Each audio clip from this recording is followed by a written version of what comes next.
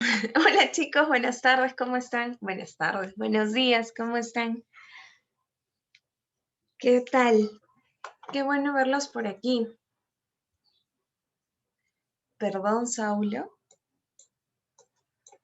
¿a, a quién haces referencia con esa respuesta? Bueno, omitiendo lo mencionado por Saulo, les quería comentar, el profesor Mendoza, aquí está.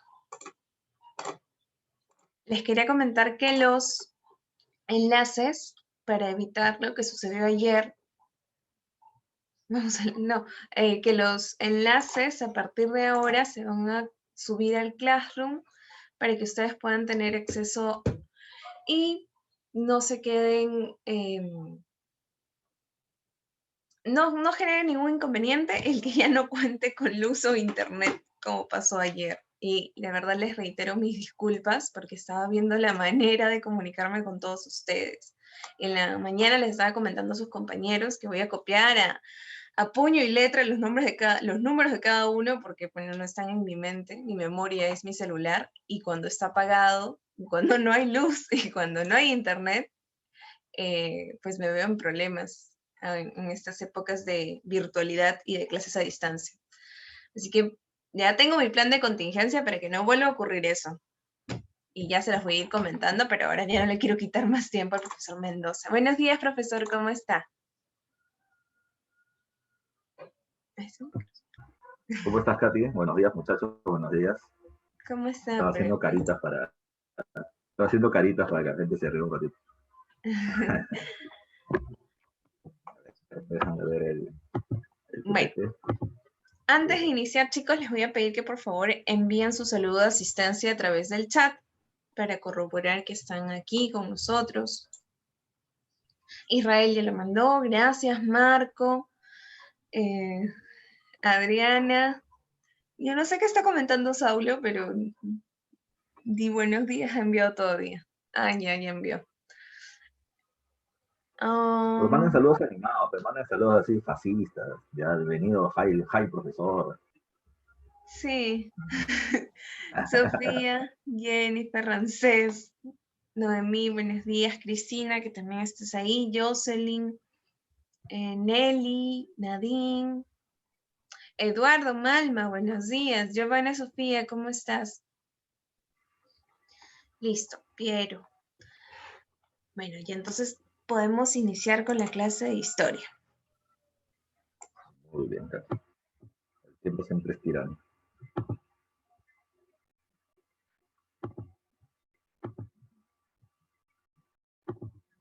Muchachos, muy buenos días.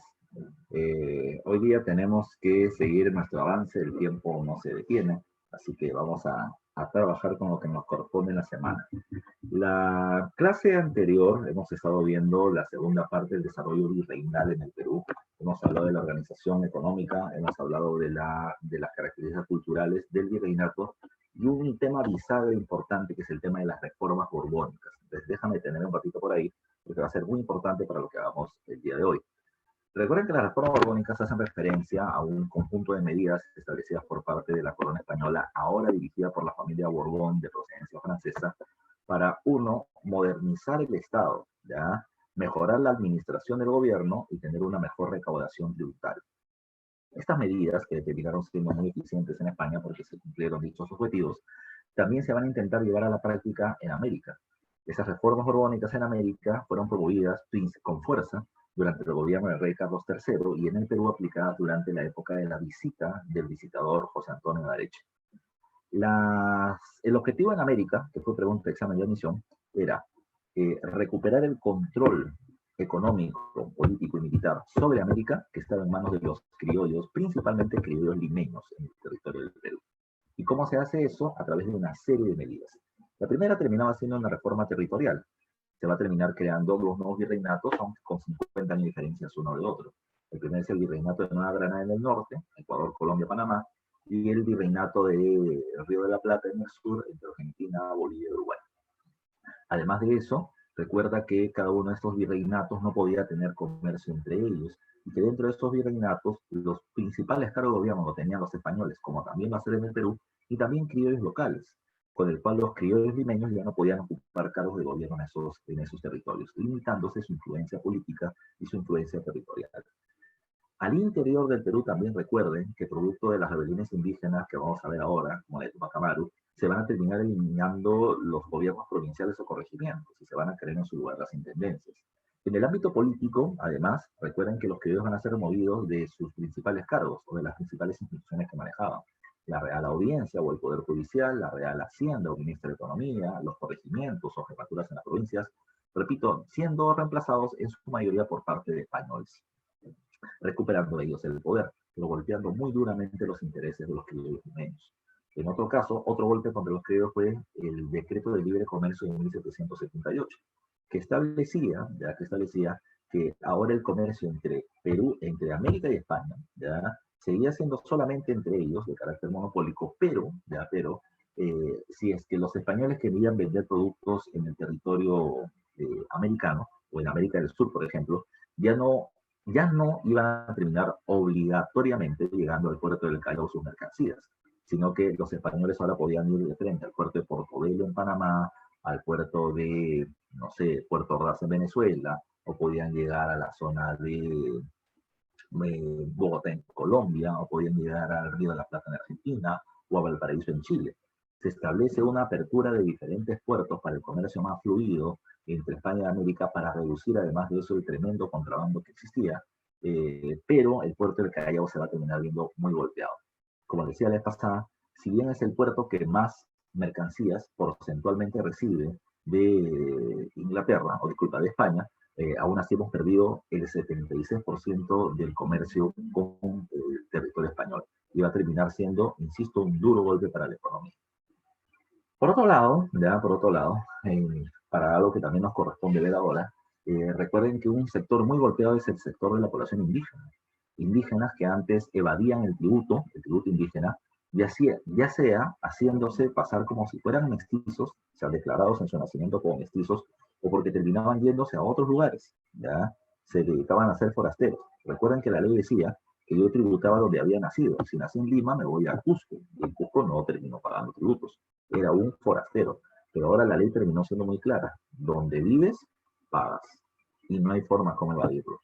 Además, el gobierno va a terminar estableciendo también de que todo aquel que tenga actividades comerciales y gane plata va a tener que pagar impuestos. Los corregidores, no se olviden, obligaban a la población indígena a comprar productos que les eran poco útiles, pero los tenían que terminar pagando, ¿ya? Y eso se le conoce, discúlpenme un segundito, casi un segundito, discúlpenme por favor.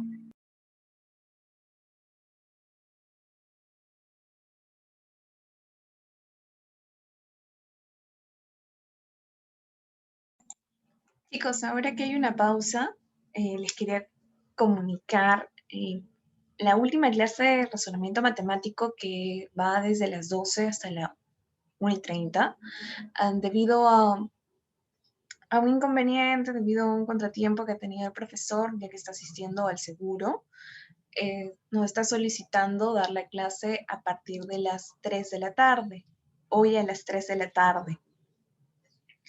Es un contratiempo que, bueno, escapa de las manos del profesor y que espero puedan ustedes, sí, solo por hoy, no es todos los sábados, sino solo por hoy, que puedan iniciar la clase a las 3 de la tarde. A las 12, pues saldríamos, ¿no? Podríamos almorzar hasta las 3 y a las 3 nos conectamos, ¿de acuerdo? Sí habrá clase, sí va a haber clase, pero la clase empezaría a las 3 de la tarde, para que puedan ustedes recibir hoy la clase de razonamiento matemático, de 3, 1 hora y media hacia adelante. Bueno, sí, yo entiendo que pueden haber algunas actividades que ya tenían presentes hoy, pero les voy a pedir que en su mayoría hagan lo posible para asistir. Igual todas las clases están siendo grabadas y las van a tener a su disposición. Ese era el comunicado. Muchas gracias por su atención. Muy buenos días.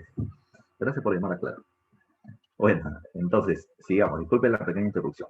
Entonces, ya te decía, Producto de estas medidas, había una cuestión también especial, ¿ya? Recuerden, todo aquel que tenga negocios va a tener que pagar impuestos. Los corregidores terminaron obligando a los indígenas a comprar productos que les eran poco útiles y eso se le llama el sistema de repartos.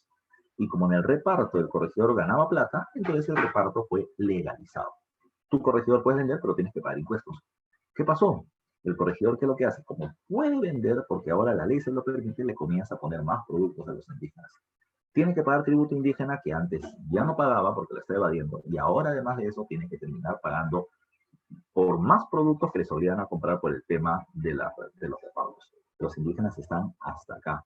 Súmale que ahora también le terminan cobrando la alcabala, que los precios de los productos son más caros, etcétera. La población indígena comienza a protestar violentamente y eso es el primer punto de nuestra clase de hoy, las llamadas rebeliones indígenas o insurrecciones andinas del siglo XVIII. A ver, a ver. Cuando hablamos del tema de los levantamientos, habría que tomar en cuenta lo siguiente. Entonces, ¿cuál es el nombre correcto? Rebelión indígena, insurrección indígena, levantamiento indígena. Mira, el término más común termina siendo el término levantamiento. ¿Por qué? Porque el levantamiento hace referencia a estas acciones violentas que va a terminar realizando la población indígena, ¿ya? Precisamente por el tema de la presión fiscal, sobre todo la mayoría de las rebeliones en esta época son por el tema del aumento de los impuestos. Por eso dice acá, el alza de las cargas fiscales va a terminar siendo la causa principal de este proceso. Ahora, por eso insisto, si a ti se te preguntara, por mi parte o en cualquier otro lugar, tú terminas encontrando cuál es la principal causa del levantamiento de los indígenas del siglo XVIII, desde la respuesta termina siendo que son movimientos antifiscales o antitributarios, porque estaban subiendo demasiado, ¿ya? ¿Y por qué subieron demasiado? Porque las reformas borbónicas terminaron haciendo este cambio tributario, este cambio administrativo, que afectaron tremendamente el bolsillo de la población indígena, por el cual se sublevaron. Ahora, ¿por qué son levantamientos? El levantamiento termina siendo cualquier acción armada, y la mayoría de estas terminaban siendo solo momentáneas. El funcionario que más odiaba a la población indígena no era el rey, porque el rey está en España y no lo veo. No era el virrey, porque el virrey está en Lima y no lo conozco. Pero a quien sí conozco como funcionario del gobierno, que cada vez que viene me afecta, es el corregidor, ¿ya? El corregidor es el juez en primera instancia, no te olvides, es el que organiza la mitad, él es el que te dice a dónde vas a ir a trabajar para que te exploten. Él, además de eso, el que cobra los impuestos. Cada vez que viene el corregidor vas a tener que pagar tributos y encima te vende productos que no te sirven, pero estás obligado a comprarlo. ¿Qué es lo que hacía la gente? El tributo indígena, no te olvides, se paga solamente 2 veces al año, junio y diciembre. Cuando la gente estaba cerca de diciembre y sabía que no había alcanzado la cifra para poder pagar el impuesto, la gente decía, el corregidor nos va a maltratar. La gente estaba molesta, ¿y para qué vamos a pagar si cada vez los impuestos son mayores? La gente se ponía en la puerta de entrada del pueblo y cuando venía el corregidor con su carroza, la gente lo agarraba a rocones. Y algunos corregidores morían de los ataques y otros terminaban saliendo huyendo. Y la gente con eso, estaba contenta, porque no pagaron el impuesto. No estoy diciendo que se declararon un pueblo independiente, no, la gente decía, ya le pegamos al corregidor, no pagamos impuestos, ya, pues no estoy tranquilo. Estamos en diciembre, en junio pago lo que me corresponde en junio, esto acá no va a pagar. ¿Ya? La gente se comenzó a poner brava y la mayoría de insurrecciones eran levantamientos momentáneos contra los tributos y contra el corregidor. Pero hay algunos levantamientos que son más grandes, las rebeliones, como la de Tupac Amaru. ¿Cuál es la diferencia entre un levantamiento y una rebelión? El levantamiento es violento y momentáneo, efímero, acaba el toque. En cambio, las rebeliones terminan teniendo más tiempo de duración y vienen teniendo proyectos, ya vienen teniendo ideas de cambios, a diferencia de los otros que solamente eran para no pagar impuestos ahorita. ¿Ya? Ahorita. Ahora, ¿por qué se producen levantamientos en el siglo XVIII? Pero entiendo, por la explotación sobre el indígena. El indígena fue explotado en el siglo XVI, fue explotado en el siglo XVII. ¿Por qué recién se rebelan en el XVIII? Porque una pregunta, ¿anteriormente los indígenas no se rebelaron? Sí, claro. En el siglo XVI, las rebeliones de los indígenas o los levantamientos se encuentran en más o menos 12 en todo el siglo. ¿Ya? En el siglo XVII, 5, y en el siglo XVIII, 130. Porque termina creciendo de una manera tan abultada. Lo que pasa es que en el siglo anterior, recuerden, la gente había evadido impuestos como loco, ¿ya? Si yo termino haciendo mucha bulla porque me están cobrando demasiado, la gente va a comenzar a investigar y se da cuenta que están evadiendo impuestos. Mejor quedarse callado. Pero cuando ahora la presión fiscal, el abuso por parte del gobierno mayor, del gobierno central se incrementa, es por eso que se terminan generando los levantamientos. Por eso dice acá, que va a terminar pasando. Las insurrecciones andinas, ¿ya? Va a terminar generando, ya, bueno, acá debió decir consecuencias, ¿ya? El incremento de la presión fiscal, ¿ya?, de los tributos va a terminar generando presión sobre la población y levantamiento por parte de los mismos. Ya terminan siendo las consecuencias de las reformas borbónicas y las causas para las rebeliones indígenas en este periodo. Pero no es suficiente, no es suficiente. Yo siempre menciono esto, ¿ya? Imaginemos esto. Si la pobreza termina siendo una condición para que la gente se rebele, pues en el Perú deberíamos tener rebeliones todos los días, ¿ya? Porque en todos lados hay pobreza y pobreza muy dura, explotación y explotación muy fuerte. Pero ¿por qué tú no terminas encontrando rebeliones a diario? Porque puede haber malestar, pero lo que falta termina siendo liderazgo y objetivos, ¿ya? Liderazgo y objetivos. Vamos a poner un ejemplo, ¿ya? Un ejemplo que yo siempre pongo en todos los lugares donde supongamos que, ya, supongamos que, ah, eh, eh, a ver, por ejemplo, mi clase termina 11:40, ya 11:40. Son 11:45, 11:50 y yo todavía no termino la clase. Ya me estoy pasando 10 minutos. Tú tienes que hacer algo y estoy tomando tiempo de tu vida, ¿ya?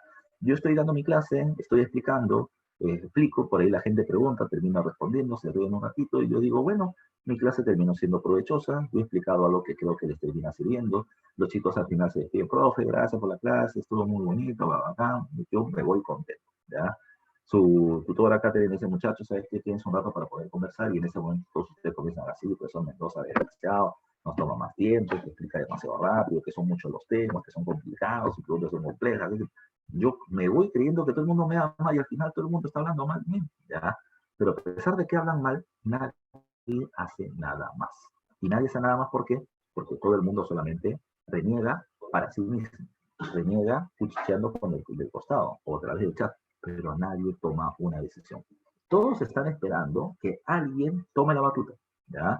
Que alguien se ponga al frente y diciendo, muchachos, ¿saben qué? El mismo malestar que tienen con el profesor Mendoza también lo tengo yo, así que vamos a organizarnos y vamos con el jefe de acá, que es el profesor Mestanza, y vamos a hacer que el profesor lo voten, ya que lo voten de la Academia Media y que lo voten de la presa Marcos y le quiten su título profesional y lo expulsen del país, ¿ya?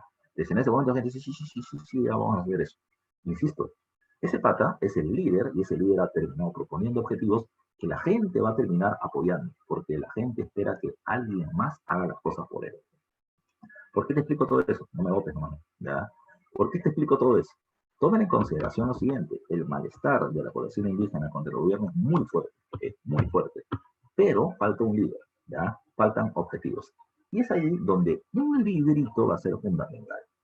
Ese libro se llama, ¿ya? Ese libro se llama eh, Los comentarios reales de los incas, escrito por Garcilaso de la Vega, ¿ya? En España. En ese libro, ese es un libro apologético, ¿ya? Es un libro que termina diciendo que el Tahuantinsuyo termina siendo un escalón más arriba del paraíso. Aquí en el Tahuantinsuyo todo era perfecto, ¿ya? La gente trabajaba, ¿ya? Trabajaba sus tierras y la tierra del Inca, cantando y bailando, eran felices. Comida no faltaba, no había hambruna. Y si faltaba alimentos, el Inca había sus polcas, los almacenes repartía alimentos para toda la población. La gente estaba feliz. La gente cuando comienza a releer este libro, pues se da una sorpresa. Porque en el Tahuantinsuyo todos los indígenas estábamos bien, porque en el virreinato todos estamos mal. Entonces, ¿qué hay que hacer? Hay que restablecer el Tahuantinsuyo. Objetivo, restablecer el Tahuantinsuyo. Pero para que haya un Tahuantinsuyo o un imperio de los incas, ¿qué cosa tiene que haber? Tiene que haber un inca. Faltan incas. Y la gente comienza a buscar a su inca. ¿Quién podría ser inca? ¿Juanito el campesino? No, puede ser Juanito el campesino, en la época inca sería Jatuncún, pero para que sea inca tiene que ser noble. Así que un montón de nobles o caciques se van a terminar autoproclamando o descendientes de los incas o reencarnaciones de los incas, para terminar diciendo que yo tengo el derecho a liderar esos levantamientos. Es una cuestión muy particular durante este periodo. Ahora, hay una cuestión que es importante. Se impulsa mucho el mesianismo. Espero recuerden, lo hemos visto hace 2 o 3 meses atrás. Cuando se producen las rebeliones o el levantamiento en Vilcabamba, recuerden que a Tupac Amaru primero le cortan la cabeza, le cortan el cuerpo en pedazos y aparece el mito del Inca. En algún momento las partes del cuerpo y la cabeza del Inca se van a reunir estableciendo el Tahuantinsuyo. Pues esa idea se comienza nuevamente a retomar con mucha fuerza, ¿ya? Con mucha fuerza. Claro, la idea del Salvador. En el caso de Sendero, sí, hay un historiador que falleció hace muchos años que se llama Alberto Flores Galindo, que escribió un libro llamado Buscando al Inca, Buscando un Inca, y habla precisamente de eso, ¿no? Sendero aparecía, ese libro fue escrito en los 80, Para mucha gente sendero era algo así como la idea mesiánica de resolver el problema andino, etc. Ya, es un tema, una interpretación muy, muy interesante y particular la que pone Tito Flores para ese momento. ¿Ya? Ahora, ahí es donde estoy precisamente con el caso de Tupac Amaru primero, que lo cortan y nace el mito del Incapi, porque 200 años después alguien va a terminar diciendo, y yo soy ese, bueno, el que dijo que iba a publicar, ya llegué, soy yo, o sea, Gabriel Condorcanqui alias Tupac Amaru segundo, ¿ya? Esas ideas mesiánicas hacían que la población diga, ah, sí se puede, sí se puede. Se comienza a utilizar mucho estos tipos de ideas para promover los levantamientos andinos del siglo XVIII. Ahora, como te decía, los levantamientos, ya los levantamientos indígenas, se van a terminar produciendo entre Perú y Bolivia, entre la costa y la sierra principalmente. Pero hay un caso, o un par de casos muy particulares. Juan Santos Atahualpa. Juan Santos Atahualpa, y escucha bien lo que te va a terminar mencionando, Santos Atahualpa va a terminar liderando la rebelión más extensa en cantidad de tiempo, ya en cantidad de tiempo de las rebeliones indígenas del siglo XVIII. ¿Ya? Su rebelión dura 10 años en promedio. Algunos dicen 10, otros 11, otros 15. Pero 10 años en promedio termina durante esta rebelión. No se hace en la costa de la sierra, se hace en la selva central, ¿ya? En la zona del Gran Pajonal. Y tercero, esta rebelión terminó siendo muy prolongada en tiempo, pero muy focalizada. En castellano, la rebelión se terminó centralizando en un pequeño territorio que era el Gran Pajonal. Por otro lado, esta rebelión nunca fue derrotada. ¿A qué me refiero? No hay una batalla en la que tú puedes decir, en esta batalla derrotaron a la rebelión de San Atahualpa, y por eso dejó de existir. No. Esta rebelión dura 10 años nada más, porque durante este tiempo hubieron documentos que mostraban que de vez en cuando ellos terminaban atacando en un lugar. Y de 1752 para adelante ya no hace ningún ataque. Entonces se dice que la rebelión no fue derrotada, simplemente se fue diluyendo, fue desapareciendo, pero no fue derrotada en una batalla en particular. ¿Por qué se produce? ¿Por qué se produce el levantamiento de este pueblo? Primero, por el tema del abuso de las misiones franciscanas. ¿Ya? Profesor, ¿qué cosa es una misión? ¿Ya? Creo que les pasaba a explicar en el tema de reforma rondas. Una misión terminaba siendo cuando un grupo de sacerdotes de una orden religiosa en particular iban hacia un lugar alejado para evangelizar o cristianizar a la gente. Los franciscanos van a terminar teniendo mucha influencia en la selva central y los jesuitas en la selva norte. El problema de la idea de la orden de los franciscanos fue dos cambios radicales que ellos van a hacer. Un cambio en el estilo de vida de la población. Los pueblos de la selva, las tribus amazónicas, terminaban siendo seminómadas, ¿ya? Iban moviéndose de un lugar a otro dependiendo de las temporadas y el clima. Pero ahora los terminan obligando a vivir en un solo territorio, de seminómadas a sedentarios, para poder evangelizarlos.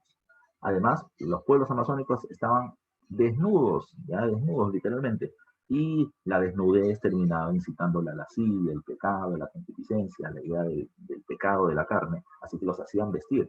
O sea, para gente que tenía que estar vestido, estar en un solo lugar y vestido de pies a cabeza para no promover el pecado era lo que no les gustaba.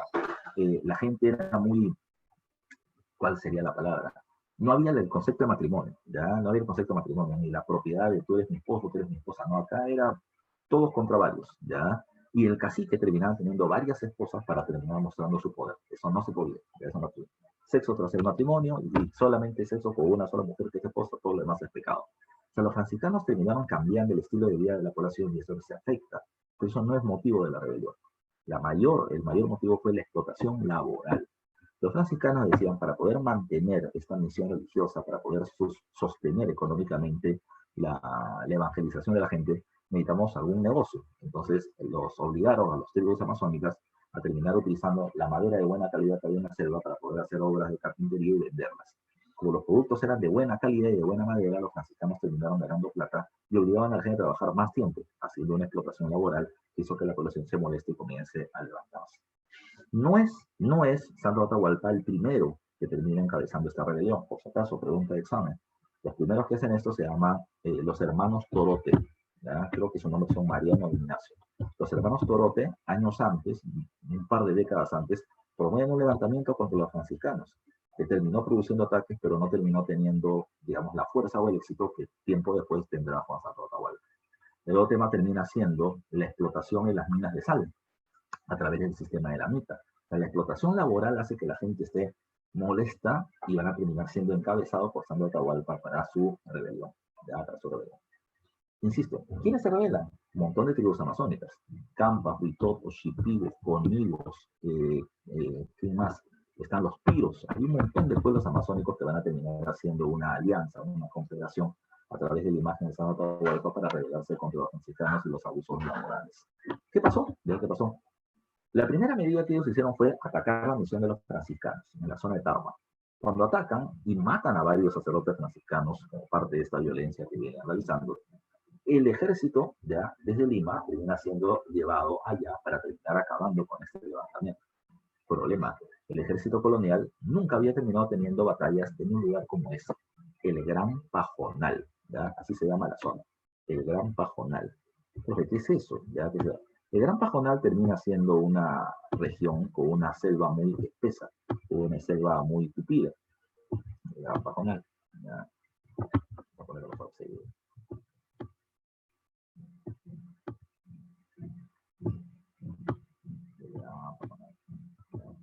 Me parece muy bien.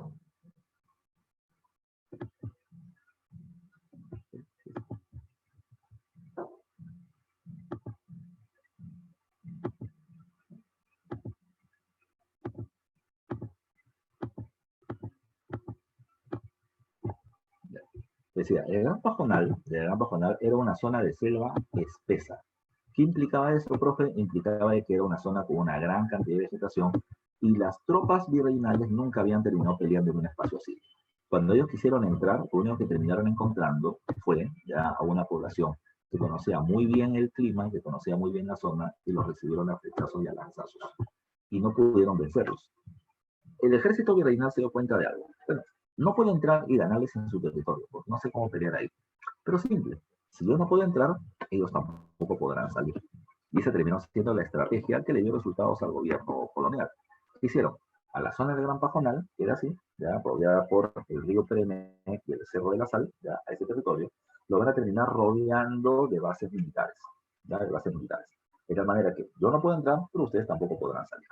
Por eso se dice que esta rebelión fue muy focalizada. Solamente se centró en este pequeño espacio. ¿Qué más hay que tomar en cuenta? ¿Qué más hay que tomar en cuenta? De vez en cuando, estos grupos salían del Gran Pajonal, entraban a alguna misión, entraban a algún pueblo, enfrentaban a los militares, mataban a los franciscanos, hacían algún sacrificio y se regresaban. Eso es lo que se sabe precisamente de este levantamiento. Ahora, Juan Santo Atahualpa es un caso muy particular, por si acaso. Él tiene un discurso muy mesiánico. Él decía ser la segunda llegada de Jesucristo a la tierra. Toma en cuenta, ese mismo, la segunda venida de Jesucristo a la tierra. ¿Ya? Eso es lo que él decía. Pero además decía ser a descendiente del Inca Huayna Cápac. Por eso él hablaba de que él era Apu Inca Huayna Cápac. Ese tipo de argumentos mesiánicos se utilizan para poder tener seguidores por parte de la población. ¿Eso va en contra de la iglesia? Por supuesto, pero tome en cuenta que él no estaba pensando en la iglesia qué me va a decir, él está pensando en cómo logro tener seguidores por parte de la población para que respalde un levantamiento. Bueno, esa rebelión, insisto, así como apareció, duró mucho tiempo y se fue diluyendo también en el paso del tiempo. El otro personaje especial termina siendo José Gabriel Condorcanqui o Tupac Amaru II. ¿Quién era José Gabriel? José Gabriel terminaba siendo un indio noble, un cacique. Era cacique de 3 terrenos, Surimana, Tungasuita y Pampamarca. Pero a pesar de tener 3 terrenos, él era, entre los indios nobles, él terminaba siendo un indio de la baja nobleza. De la baja nobleza. Sus terrenos no eran muy fértiles y estaban muy alejados de la ciudad. ¿Ya? Profesor, me está diciendo que sus terrenos no eran fértiles, entiendo que José Gabriel no era pobre. No, pobre no era. Ya, pobre no era. José Gabriel lo que sí podríamos decir es que no era rico. No era rico por sus tierras, él tenía otros negocios. Un negocio terminaba siendo ser prestamista, usurero, prestaba plata y terminaba cobrándote tu dinero con intereses, era un prestamista colombiano. Pero además de eso, José Gabriel Condorcanqui terminaba siendo arriero. Él era dueño de 200 mulas de carga para el transporte del rico tráfico comercial existente entre Cusco y Potosí. ¿Ya? Ese era su negocio, ese es el negocio más rentable para él. ¿Qué pasó a continuación? ¿Ya? ¿Qué pasó a continuación? José Gabriel Condorcanqui ve afectados sus negocios. Vamos a ver qué sucedió. Primero se crea el virreinato del Río de la Plata, ¿ya? En la que Bolivia, incluida la mina de Potosí, pasan al territorio argentino y no puede haber comercio entre los virreinatos. Y rompieron precisamente esa ruta comercial. Ah, profe, entendí, chocaron con su dinero, José Gabriel se puso bravo y se rebeló. No. José Gabriel dijo, bueno, ya gané mucha plata con el tema del comercio, del transporte, entonces voy a invertir mi dinero en mis tierras, ¿ya? Así que comenzó a invertir dinero para acercar sus terrenos, comprar herramientas y que la gente trabaje en el campo. Pero luego viene un problema. La corona española promueve el incremento de la producción minera en Potosí. Y para eso necesitaba una buena cantidad de mano de obra. Entonces, si esto era Potosí, la gente de ahora de lugares más alejados tenían que venir a hacer la mitad hacia Potosí. Y para mala suerte de José Gabriel, esos lugares alejados incluían sus terrenos. Entonces, la gente que iba a trabajar para él en la agricultura, ahora se terminaban yendo a trabajar a las minas de Potosí. Ah, profe, le malograron su segundo negocio llevándose su mano de obra. Sí, entonces por eso se reveló Tupac Amaru. No, ¿ya? No. José Gabriel, ¿qué hace? Fastidiado, utiliza el trámite legal. Viene a Lima, a la Real Audiencia, al Poder Judicial. Y en el Poder Judicial va a terminar planteando lo siguiente. Uno, que le reconozcan a él ser descendiente de los incas de Vilcabamba. O sea, que le reconozcan su título de nobleza. Segundo, que el Alto Perú o Bolivia regrese al territorio peruano y que en el virreinato del Río de la Plata. Claro, ¿para qué quiere eso? Para que su negocio con Potosí vuelva a terminar siendo eficiente. Tercero, que si no va a regresar Potosí, entonces, si es que los virreinatos no pueden tener comercio entre ellos, entonces que tampoco se ven gente del Perú hacia Potosí. O sea, no te des a mi mano de obra, pero déjame explotarlos a mí. ¿Qué cosa es lo que pasó? En la Real Audiencia no le hicieron caso. Porque no era el primero que reclamaba esto. Esto que está sucediendo afecta a un montón de comerciantes, incluidos criollos. Así que si no le hicieron caso, no sé, al marqués de Torretales, no le van a hacer caso pues, al cacique de Tungazuca. Pero se menciona que mientras que José Gabriel estuvo en Lima, dando su proceso judicial, terminó teniendo contacto con profesores sanmarquinos. Estos profesores sanmarquinos lo van a terminar introduciendo las ideas de la ilustración. Entonces, ya Tupac Amaru entendía de que esto no solamente era una afección en su contra, sino que era un problema del sistema, y que habría que generar un sistema nuevo y acabar con el antiguo régimen.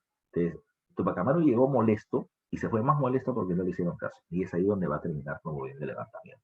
Entonces, ¿por qué se produce su levantamiento? Como dice acá, explotación a través de la MIT de Potosí. Eso afecta al indígena, pero lo afecta a él. Y José Gabriel, ¿qué cosa es lo que va a utilizar? Su malestar lo va a terminar convirtiendo en un discurso para decirle a la población, hey, el gobierno se está afectando, ¿qué hay que hacer? Hay que organizarnos y hay que levantarnos para terminar teniendo mejoras en esas condiciones. Entonces, él usa precisamente el malestar poblacional para su beneficio político, porque también estas acciones del gobierno le están perjudicando a él.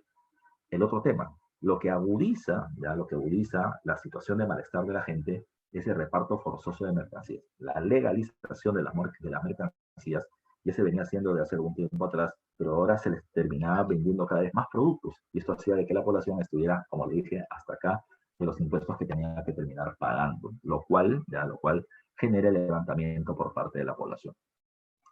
El centro de esta rebelión, como dice acá, se establece en el Cusco, y se va a extender por el Cusco, por el sur del país y teniendo influencia hasta la zona de Bolivia. La rebelión se suele dividir en dos partes, la fase quechua, que es la zona cusqueña y el sur de Perú, y la fase aymara en la zona de Bolivia. En el caso de la fase quechua, ¿cómo empezó todo esto? José Gabriel Condorcanqui literalmente secuestra al corregidor del Cusco, que era el corregidor Arriaga, y frente a nobles de la ciudad de Cusco y frente a población, lo termina acusando del abuso que existe sobre el pueblo, y el pueblo termina pidiendo pena de muerte. Tupac Amaru lo que hace frente a todos es ahorcar, en una horca, ahorca precisamente al corregidor Arriaga y lo termina asesinando públicamente. La muerte del corregidor Arriaga fue seguida de una serie de propuestas. José Gabriel Condorcanqui en ese momento le termina diciendo a la gente, yo tengo un documento acá enviado por parte del rey de España para terminar dándome a mí la potestad de poder cambiar el gobierno. José Gabriel tenía una frase, vive el rey y muere el mal gobierno. José Gabriel no estaba hablando de revolución, no estaba hablando de independencia. José Gabriel hablaba de unas reformas. El rey dice buenas leyes. Son los funcionarios que las terminan aplicando mal, por eso estamos matando a los colegios arriba. Entonces, en esas reformas, Tupac Amaru planteaba eliminar el tributo indígena, eliminar la mitad, eliminar el reparto, eliminar los corregimientos, eliminar la esclavitud. En los primeros, evidentemente, cuando le dice a la población indígena, se siente beneficiada. Sí, José Gabriel. Pero cuando él habla de eliminar la esclavitud, no es porque el indio fuera esclavo, ya hemos dicho que no, el negro es esclavo. Entonces, la idea era terminar convocando a otros sectores sociales, ya, a otros sectores sociales a la rebelión. La rebelión iba a ser multirracial, ya, multirracial. Pero además de eso, ¿qué es lo que planteó José Gabriel? Dijo, ¿qué vamos a hacer? Vamos hacia la ciudad del Cusco, hacia la ciudad, para terminar aplicando estas medidas. La gente lo siguió. En el camino se va a terminar produciendo un enfrentamiento contra un batallón español en el pueblo de Sangarará. Se le conoce a esto como la batalla de Sangarará y la primera medida armada de la rebelión de Tupac Amaru. En esta batalla de Sangarará, los militares ya, realistas terminaron siendo asesinados. Ya, los pocos que habían fueron asesinados. Entraron al pueblo de Sangarará buscando a los blancos, ya, a los blancos, a los españoles. Ya, y como los españoles se escondieron en una iglesia, quemaron la iglesia con los españoles adentro. La población se está poniendo muy brava. Yo siempre suelo decir, cuando Tupac Amaru vio esto, dijo, pucha, la cosa se me salió de control. Tupac Amaru acaba de promover una ola rebelde, pero esa ola se acaba de convertir en un tsunami, ¿ya? Un levantamiento demasiado grande para su control. ¿Qué pasó? ¿Ya? ¿Qué pasó? En todo este proceso, dentro de este proceso, Tupac Amaru va ganando fuerza, pero él se da cuenta de que esto está complicado. Su primer gran error estratégico de Tupac Amaru fue llegar a la puerta del Cusco y no entrar a la ciudad. ¿Ya? Primero, ¿por qué no entró a la ciudad? Porque José Gabriel venía teniendo aliados criollos, o sea, blancos, españoles nacidos en América, criollos, ya criollos, que le pasaban información. Y lo que él ha visto en Sangarará es que la población que está con él no diferencia entre blanco, amigo o enemigo. A todos los van a terminar matando. Y esto va a terminar generando no solamente que maten a mis aliados, sino que toda esta gente se ponga en mi contra. A pesar de que Micaela Bastidas, que era su esposa, o que Tomás Atito Condemaita, cacica de Acos, aliada importante de José Gabriel, le dirían, vamos a entrar al Cusco, él no lo hizo. ¿Qué hubiese pasado si hubiese entrado al Cusco? Bueno, José Gabriel se hubiese proclamado Inca en el Cusco con el nombre de Tupac Amaru II y hubiese ganado una mayor cantidad de seguidores. ¿Cuántos? No sabemos. ¿Hubiese ganado? No sabemos. Pero de que hubiese tenido mayor cantidad de fuerza, lo hubiese hecho. Todos están de acuerdo en que no hubiese ganado Tupac Amaru, pero su rebelión hubiese sido más importante. ¿Cuál fue su decisión? No entramos al Cusco media vuelta, nos vamos hacia Bolivia, porque su objetivo era que Bolivia regrese al Perú por sus actividades económicas. Pero cuando hizo esto, tuvieron problemas. Primero, los sacerdotes del Cusco terminaron denunciando en Lima lo que ha pasado. En Lima se terminó planteando que esto de que ha sucedido solamente trae una consecuencia, guerra de razas. Si los indios están matando a los blancos, entonces todo indio del Cusco es enemigo del gobierno español. Entonces vamos a acabar con todos los indios. Cuando se enteraron de eso, los caciques, los indios de la alta nobleza del Cusco, por Mateo Pumacahua, van a decir, gobierno español, ubícate. Nosotros siempre hemos sido muy aliados suyos, acá el rebelde termina siendo José Gabriel, no nosotros. Si quieres agarrártela con él, agárrate con él, no conmigo. Para demostrarte mi lealtad, yo voy a terminar llevando mis tropas a tu favor. Y eso hizo de que los indios de la alta nobleza, como Mateo Pumacahua, sumen esfuerzos a favor del ejército virreinal que terminó enviando tropas de Lima. Y cuando José Gabriel se dio cuenta de eso, decidió regresar al Cusco, pero era demasiado tarde. Lo enfrentan, lo derrotan, lo capturan y lo enjuician. En el juicio de Tupac Amaru hubo una pregunta permanente por parte del visitador Areche. ¿Quiénes son tus aliados criollos a la rebelión? ¿Quiénes? ¿A quiénes? ¿Por qué le preguntaban eso? Porque como el visitador Areche ha comenzado a afectar a los criollos y los criollos estaban molestos, lo que se consideraba es que Tupac Amaru estaba siendo manipulado. José Gabriel no dio nombre alguno, ya me dijo ni sí ni no, no dio nombre alguno. Al final, como no quiso hablar, torturaron a toda su familia, mataron a Micaela Bastidas y al final lo matan a él también. Y se acaba la rebelión en el Cusco. Entre sus familiares destaca Diego Cristóbal Tupac Amaru, sobrino de José Gabriel, que va a terminar dirigiéndose a otro lugar donde el levantamiento había, la zona de Bolivia. ¿Ya? Es ahí donde se habla de la fase aymara. En la zona de Puno de Bolivia, la población es principalmente de etnia aymara. Ahí está un patito llamado Julián Apaza, que se hace llamar Tupac Katari. Y cuando llega Diego Cristóbal Tupac Amaru, por ser Tupac Amaru, él termina diciendo que el líder soy yo. Julián Apaza al principio le termina dando o reconociendo como líder, pero el que tenía todos los contactos para los levantamientos era Julián Apaza. ¿Qué sucedió luego? No solamente se produce el levantamiento contra el gobierno del Río de la Plata, del Virreinato del Río de la Plata, sino que también va a haber un inconveniente. El inconveniente va a ser que esta rebelión no terminó teniendo tanto peso, sobre todo por el enfrentamiento que va a haber entre Tupac Amaru, Diego Cristóbal, y Tupac Katari. El enfrentamiento, las diferencias por la dirección del levantamiento hará de que este termine teniendo complicaciones, ¿ya? Complicaciones. Por ejemplo, Diego Cristóbal Tupac Amaru va a terminar firmando con el gobierno virreinal un tratado llamado con el nombre de la Paz de Sicuán, ¿ya? En la cual se termina diciendo, ya no nos van a terminar presidiendo más, nos van a dar una serie de derechos y todos contentos. Pero luego a Cristóbal Tupac Amaru se le va a terminar acusando de mantener armas y mantener armados a los rebeldes y los termina matando. Tupac Katari se acoge a esta paz, pero también lo van a terminar capturando. Luego terminó siendo un engaño para ver quiénes eran los líderes. Así que esta rebelión en su fase aymara también culminó. ¿Cuáles son las consecuencias de las rebeliones que se han producido? Una de las características es que en el paso de los años, durante el siglo XVIII, los levantamientos se fueron haciendo cada vez más seguidos y más violentos. Para poder controlar eso, la corona española dijo, si la rebelión de Tupac Amaru y la de Tupac Katari han generado muchos muertos, entonces una próxima rebelión podría ser muy grave. Pues una preguntita, ¿cuántos muertos generó esta rebelión? Mira, solo la rebelión de Tupac Amaru, la del Cusco, la del sur de Perú, tuvo 30.000 muertos. 30.000. ¿Es mucho? Es un montón. ¿Cuál ha sido la época más violenta ya que ha tenido la historia del Perú? El enfrentamiento armado interno o la época del terrorismo entre el 80 y el 92. 69.000 muertos termina diciendo la condición de la verdad, el promedio. 69.000 en 12 años. Esta rebelión terminó teniendo 30.000 muertos en 8 meses, tomando en cuenta que la población del virreinato era mucho menor. Es sumamente violenta esta rebelión. Por eso insisto, la corona española dijo, ¿cómo hacemos para terminar calmando una nueva rebelión que podría ser peor aún? Pues vamos a terminar desafectando los bolsillos de la población. ¿Cómo? Se eliminan los repartos. Ya no vas a terminar comprando esos productos que te compra el corregidor si no los quieres comprar.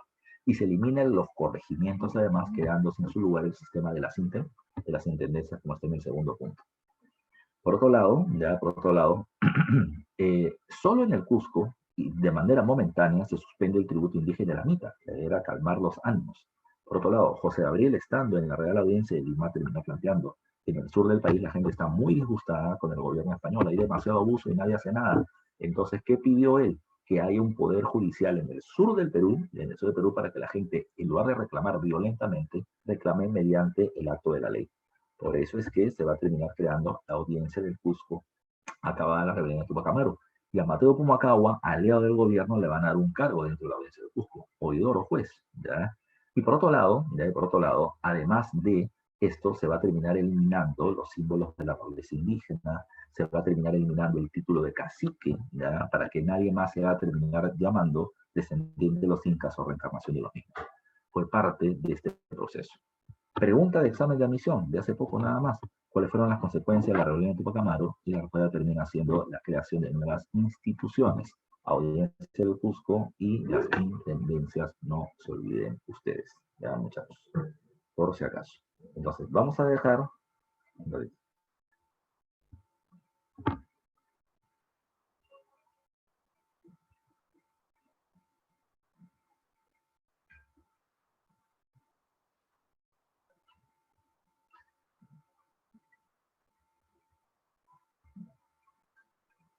Ya. Entonces, esto es lo que va a terminar pasando con él. El segundo tema que tenemos que ver es el tema de la independencia. Esta semana y la próxima vamos a hablar del tema de la independencia del Perú. Pero para hablar de la independencia, primero tenemos que ver los antecedentes antes de la llegada de San Martín al territorio peruano. Entonces, veamos qué es lo que sucedió. Las rebeliones o las reformas borbónicas también han terminado afectando al grupo de los criollos. Eso no hay que olvidarlo. ¿Ya? Acá me preguntan por interno, Eduardo me pregunta, profe, ¿los incas eran altos? Como decía, creo que eso ya hemos hablado antes. No, ¿ya? No. Los incas eran chatos. ¿Ya? Los que eran altos eran los españoles, flacos y altos. ¿Ya? Los indígenas terminaban siendo chatos y agarrados. Ahora, evidentemente los incas, por terminar teniendo una mejor nutrición, pueden ser un poco más altos. Pero de ella que miran 2 metros y todo lo demás, no, ese es puro imaginario. Es además un imaginario negativo, es para diferenciar al indio noble, al inca, del indio común. Ya es como decir, esto será una raza superior a diferencia de nosotros. Por si acaso, no es tan cierto, no es nada cierto esa propuesta de Eduardo. Regresemos. Las reformas borbónicas habían golpeado a los criollos, les han quitado cargo de gobierno, les han quitado influencia en América, han terminado afectando su comercio con la apertura, con el decreto de libre comercio, etcétera, etcétera. Pero, habrá que tomar en cuenta algunos otros elementos más. Para poder hablar de ello, déjenme todavía esta línea de tiempo para explicarles un momentito. Vamos a hablar de esto llamado con el nombre de los precursores. Los precursores. Mira tú. Para hablar de la independencia hay dos tipos de personajes, precursor y prócer. ¿Ya? Precursor y prócer.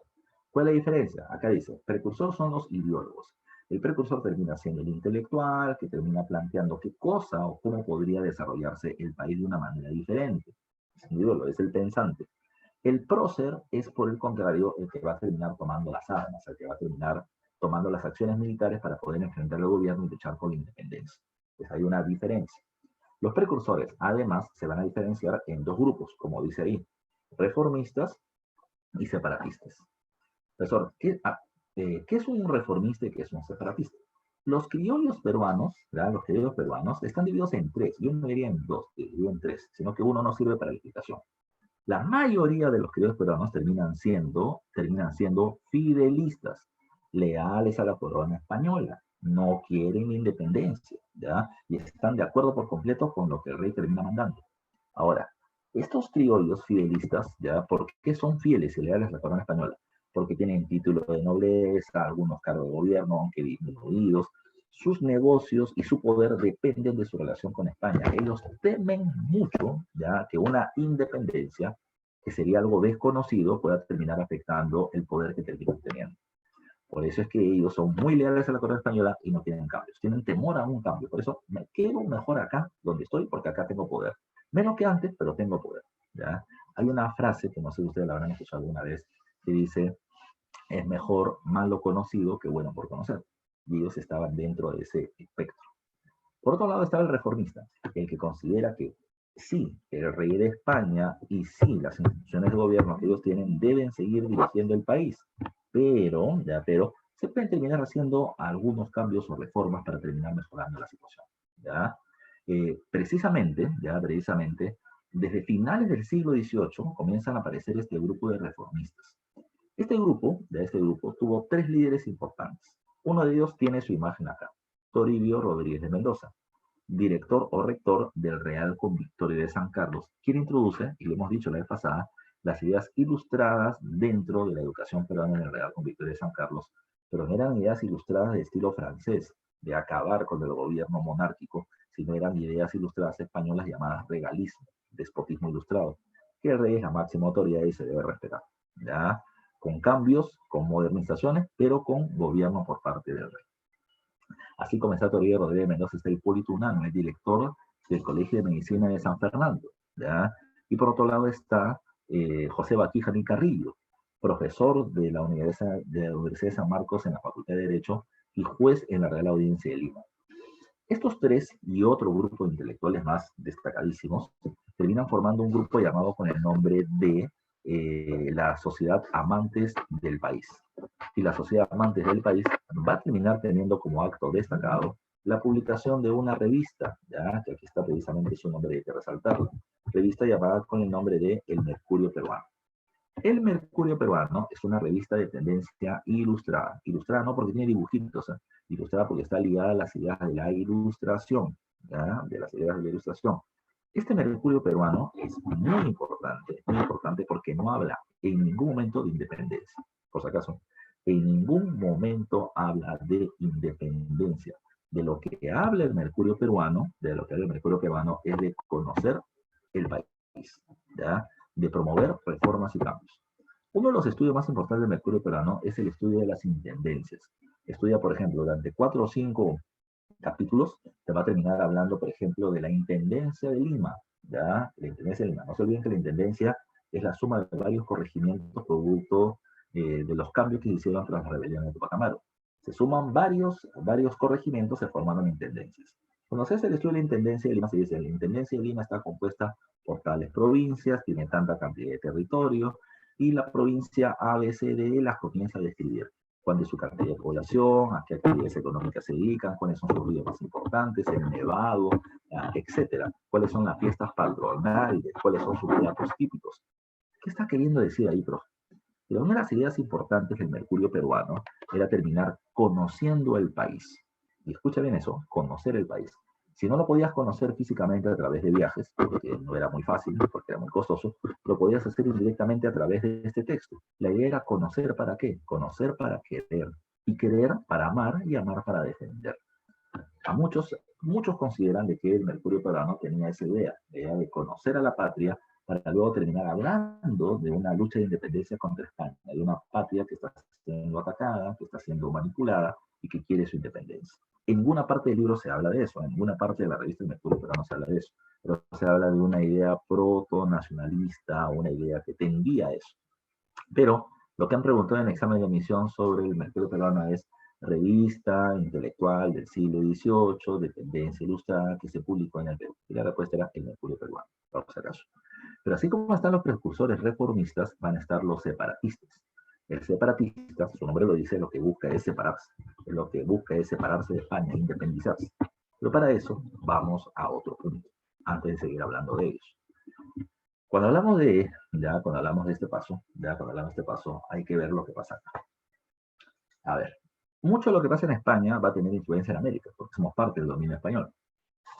En el año 1804, ya Napoleón Bonaparte se proclama emperador de Francia y va a comenzar una serie de conflictos llamados con el nombre de las guerras napoleónicas, en la que Francia vence militarmente a otros reinos e impone gobernantes ya sometidos o subordinados a Napoleón Bonaparte. En el año 1808, ya Napoleón Bonaparte había establecido una amenaza. Reino europeo que tenga comercio con Inglaterra, reino europeo que lo voy a terminar invadiendo. Dos reinos violaron ese acuerdo. Uno terminó siendo Rusia y el otro terminó siendo Portugal. Producto de eso, Napoleón Bonaparte terminó invadiendo Portugal y de pasadita también terminó invadiendo España. Cuando Napoleón Bonaparte invadió España, proclamó como nuevo rey de España a su hermano José I Bonaparte, o también conocido como Pepe Botellas por parte de los españoles, quienes rechazaron la presencia de este monarca. ¿Qué sucedió? ¿Verdad? ¿Qué sucedió? El rechazo español automáticamente generó dos movimientos. Uno, una acción armada contra los franceses, llamada la Guerra de Independencia Española, y por otro lado se termina estableciendo el movimiento juntista. Escuchen eso, el movimiento juntista. En diferentes provincias de España comenzaron a aparecer juntas locales. Estas juntas se unieron y formaron la Junta Central de Gobierno, y la Junta Central de Gobierno terminó planteando esta idea. ¿De dónde proviene el poder del rey? El absolutismo del siglo XVI decía que el poder del rey provenía directamente de Dios y se le llamaba providencialismo. Thomas Hobbes, ya un intelectual inglés del siglo XVII, decía, no, ya, los seres humanos hemos nacido con la libertad de poder tomar nuestras decisiones, pero como somos inmaduros para tomar nuestras decisiones, el pueblo le cede a una persona, el rey, la capacidad de gobernarnos para poder evitar el enfrentamiento interno, porque la gente tiende a la guerra civil. Pero para el siglo XVIII, esta idea la había cambiado otro intelectual inglés llamado John Locke. John Locke, no sé si lo han escuchado en filosofía o en historia universal, planteaba otra cosa, planteaba esto. Sí, está bien, el pueblo nace con el derecho de poder tomar sus decisiones y le entrega al rey el derecho a gobernar, pero el rey tiene este derecho momentáneo, solo de manera momentánea. ¿Por qué? Porque el poder del rey proviene del pueblo. El pueblo no le entrega para siempre el poder al rey, se lo da prestadito. Si el rey tiene el derecho de gobernarme, tiene el deber de hacerlo bien. Si no lo hace bien, así como lo pusimos, lo podemos sacar. ¿Ya? Eso es lo que se va a terminar planteando en este momento. ¿Qué pasó? ¿Ya? ¿Qué pasó? Lo que va a terminar sucediendo a continuación es algo más complicado todavía. ¿Ya? ¿Por qué? Porque esta Junta Central de Gobierno en España va a decir, el pueblo español reconoce y le da la autoridad de gobernante al rey Fernando VII, a quien los franceses han sacado. Él es nuestro rey, nosotros le damos a él el poder. Ante su ausencia, nosotros no reconocemos como rey a José Bonaparte. Por lo tanto, el poder que le dimos al rey ante la ausencia de Fernando VII regresa al pueblo. Y el pueblo organizado va a terminar dirigiendo su gobierno. Es así que nacen las llamadas Cortes de Cádiz.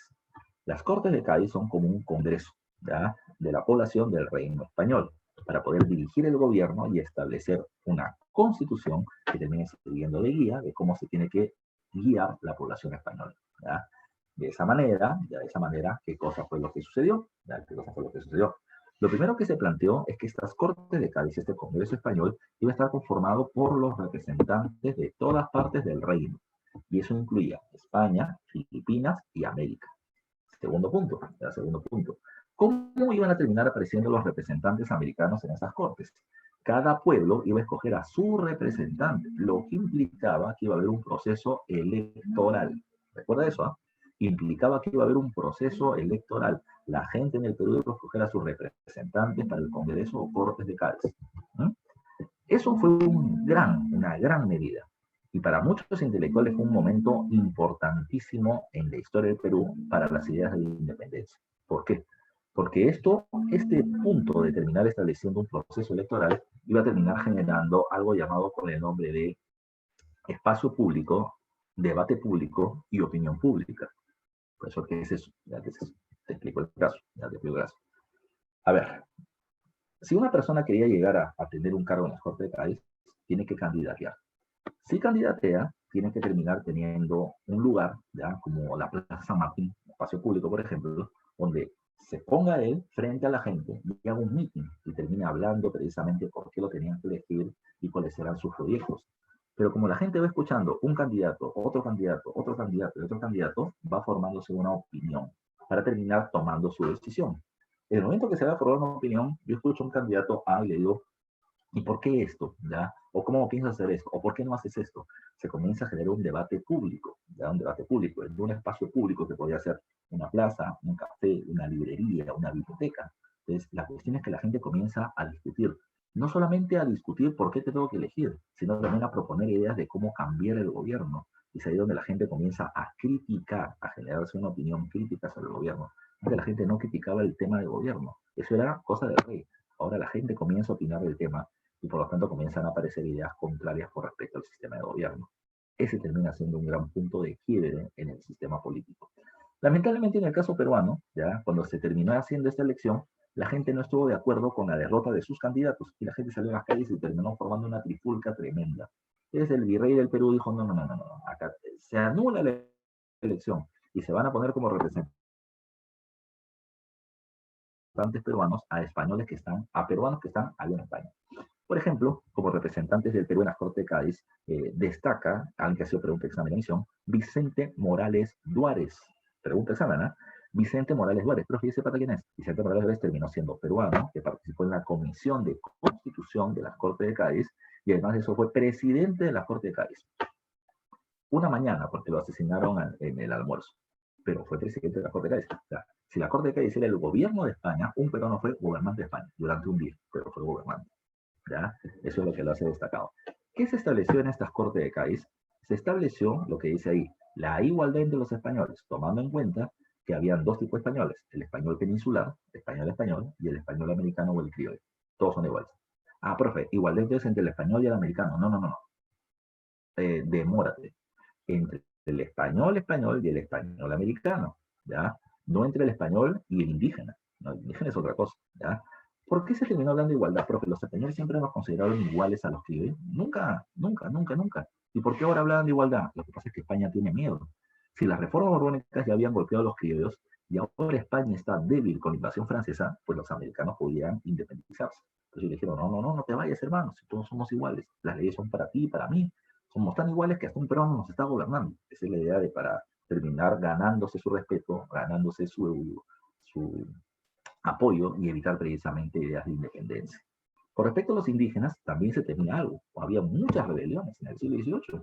Entonces podrían aparecer rebeliones nuevamente. ¿Qué hay que hacer? Hay que calmar a la población. ¿Cómo? Con lo que más quieren. Hay que eliminar el tributo indígena y la mica. La población indígena estaba contenta. Una vez que se tomó estas decisiones, se establece la Constitución. La Constitución de Cádiz de 1812, ya es la carta de gobierno en España, y establece primero que España sigue siendo una monarquía, pero una monarquía constitucional. Es decir, como no está el rey, nosotros vamos a guiarnos con esta constitución, con este documento. Cuando regrese a Fernando VII, entonces él seguirá siendo rey, pero su poder se va a ver limitado por este documento, Constitución de Cádiz. Segundo, ¿por qué? Porque el pueblo, la nación española, no es propiedad ni patrimonio, ni del rey, ni de una dinastía. ¿Qué cosa implica eso? Tú tienes el gobierno no porque tú quieras, porque yo te lo he dado, ya yo te lo he prestado, compadre, así que por lo tanto tienes que respetar los derechos de la población. Yo no te pertenezco, tú no perteneces a nosotros. Por otro lado, se hablaba de la libertad de imprenta para que la gente pueda publicar cualquier cosa a favor o en contra del gobierno, ¿ya? Y se elimina el Tribunal de la Santa Inquisición y por lo tanto los luteranos, los calvinistas, los judaizantes ya no iban a ser perseguidos para ser asesinados. Tampoco es que todos pudieran terminar teniendo la libertad de su culto religioso, pero por lo menos había una mayor tolerancia, ya tolerancia con respecto a este proceso. Bueno, esto es lo que está pasando por allá. Esto es lo que está pasando por allá en las Españas, ya por allá en las Españas. Por acá en las Américas, ¿qué pasó? En América terminaron haciendo las llamadas juntas de gobierno. Eso, ¿qué cosa es eso? Mira, los criollos acá en América, en diferentes ciudades, van a terminar organizándose en sus cabildos, es decir, en sus ciudades, en sus municipios, y van a terminar planteando lo que dice ahí. Si es que los franceses intentan, así como han invadido España, intentan venir acá a controlar alguna de nuestras ciudades en América, nosotros los vamos a rechazar porque somos leales a la corona española, a la corona española. Entonces, esa era una junta de gobierno, como dice acá. Eran grupos de criollos reunidos en sus municipios y que rechazaban un posible dominio o intento de dominio francés sobre el territorio americano. ¿Qué pasó? La primera junta de gobierno que nace se va a terminar encontrando acá, y acá dice, es Chuquisaca. Chuquisaca, ¿dónde queda, profe? Chuquisaca termina siendo la actual ciudad de Sucre, ya la actual ciudad de, ¿cómo se llama, no? Santa Cruz de la Sierra, disculpa, Santa Cruz de la Sierra en Bolivia, ya en la primera junta de gobierno que aparece. El virrey de la época es el virrey del Perú, es el virrey Abascal. Y el virrey Abascal aplaude la lealtad que termina mostrando la ciudad de Chuquisaca al terminar diciendo que ellos solo reconocen a Fernando VII, no reconocen el dominio francés y van a defender estos dominios si los franceses invaden. Entonces, no solamente aplaude la lealtad, sino que dice, estos son un ejemplo a seguir, así deberían ser todos los países en América. Y aparecieron un montón de juntas de gobierno, ¿ya? Un montón de juntas de gobierno. ¿En dónde? En La Paz, en Quito, como dice ahí, en Caracas, en Buenos Aires, en Bogotá, en Santiago de Chile, en el Cusco y en otros lugares más. ¿Qué pasó? ¿Ya qué pasó? Hasta ahí el rey estaba contento, todo el mundo le mostraba lealtad. Pero, ¿qué pasó? ¿Ya qué pasó? En esas ciudades donde además de eso había libertad de imprenta, terminaron apareciendo pasquines. Por eso le hizo que es un pasquín, ya un pasquín terminaba siendo una suerte de volante, un documento que se comenzaba a pasar así de mano en mano ya en las diferentes ciudades, hablando en contra del gobierno virreinal y hasta hablando de independencia. Los pasquines eran documentos pro independencia porque se hacían de manera clandestina. El virrey Abascal dice, a ver. Primero, yo di libertad de imprenta y la gente comienza a hablar contra el virreinato. ¿Y dónde aparecen esos documentos? En los lugares donde todo el mundo es fiel a la corona española porque están las juntas de gobierno. Aguanta. ¿No será acaso que estas juntas de gobierno dicen ser de la boca para afuera leales a la corona española, pero en realidad están buscando la independencia o el separatismo? El virrey Abascal no va a terminar dudando el caso y va a decir, bueno, ante la duda, mejor me protejo. Todas las juntas de gobierno terminaron siendo declaradas ilegales, acusadas de separatistas, de promover la independencia, y no la fidelidad a la corona española, como ellos decían. Así que, ¿qué es lo que pasó? Ya, ¿qué es lo que pasó? Todas estas juntas terminaron siendo aplastadas por una guerra continental. Abascal va a mover tropas para terminar aplastando todas estas juntas de gobierno e imponer con más fuerza el dominio español. La única junta de gobierno que no pudo ser aplastada fue la Junta de Gobierno de Buenos Aires, Argentina. No porque tenga una gran fuerza militar, sino porque al virrey Abascal le faltó plata para terminar acabando con esta junta de gobierno que estaba muy alejada.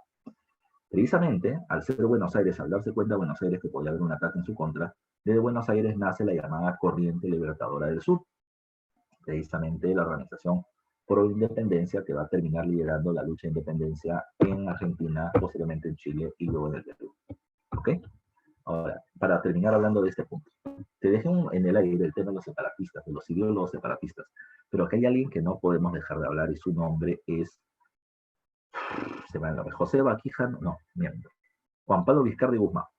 Juan Pablo Vizcarra y Guzmán, es peruano, pero que se va del país a los 16 años, no porque él quiso, sino que durante el gobierno del virrey Amat, a todos los jesuitas se les había expulsado del reino, incluido del Perú.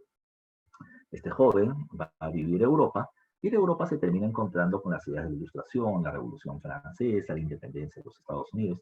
Y en base a esas lecturas y experiencias y realidades que termina viendo, termina planteando una propuesta, con ideas ilustradas. Él termina diciendo, a ver,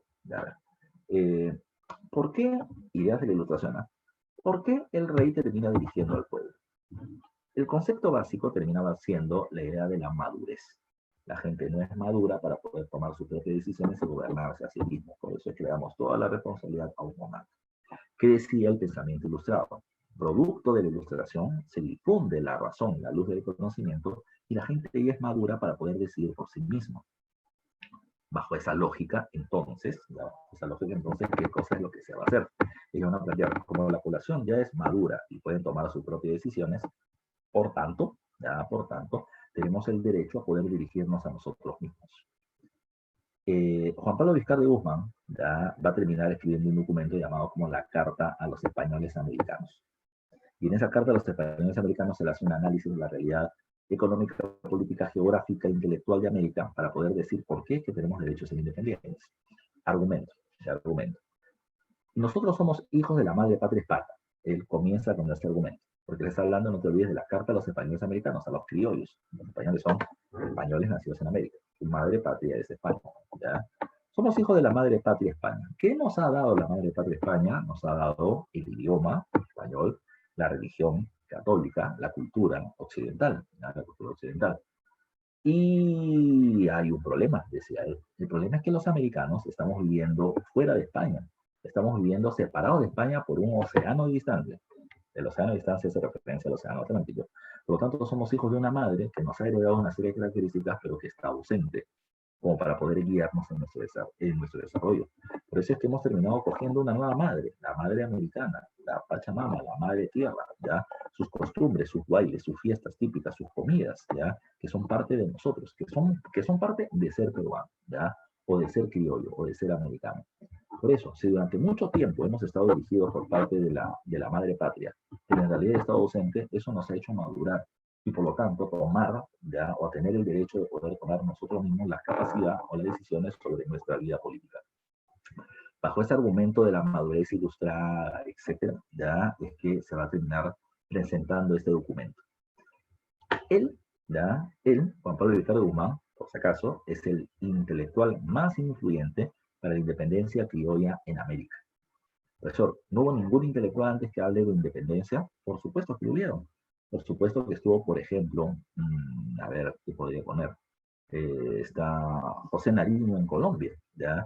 Quien, por ejemplo, va a terminar traduciendo la Declaración de los Derechos del Hombre y Ciudadano de la Revolución Francesa, los traduce al castellano, como las ideas bases de las ideas de libertad en América. O está, por ejemplo, ¿quién más podría estar? Simón Rodríguez podría estar en Venezuela, ¿ya? Y otros más. O sea, hay muchos intelectuales que lo que han hecho es terminar poniendo eventos extranjeros como un ejemplo.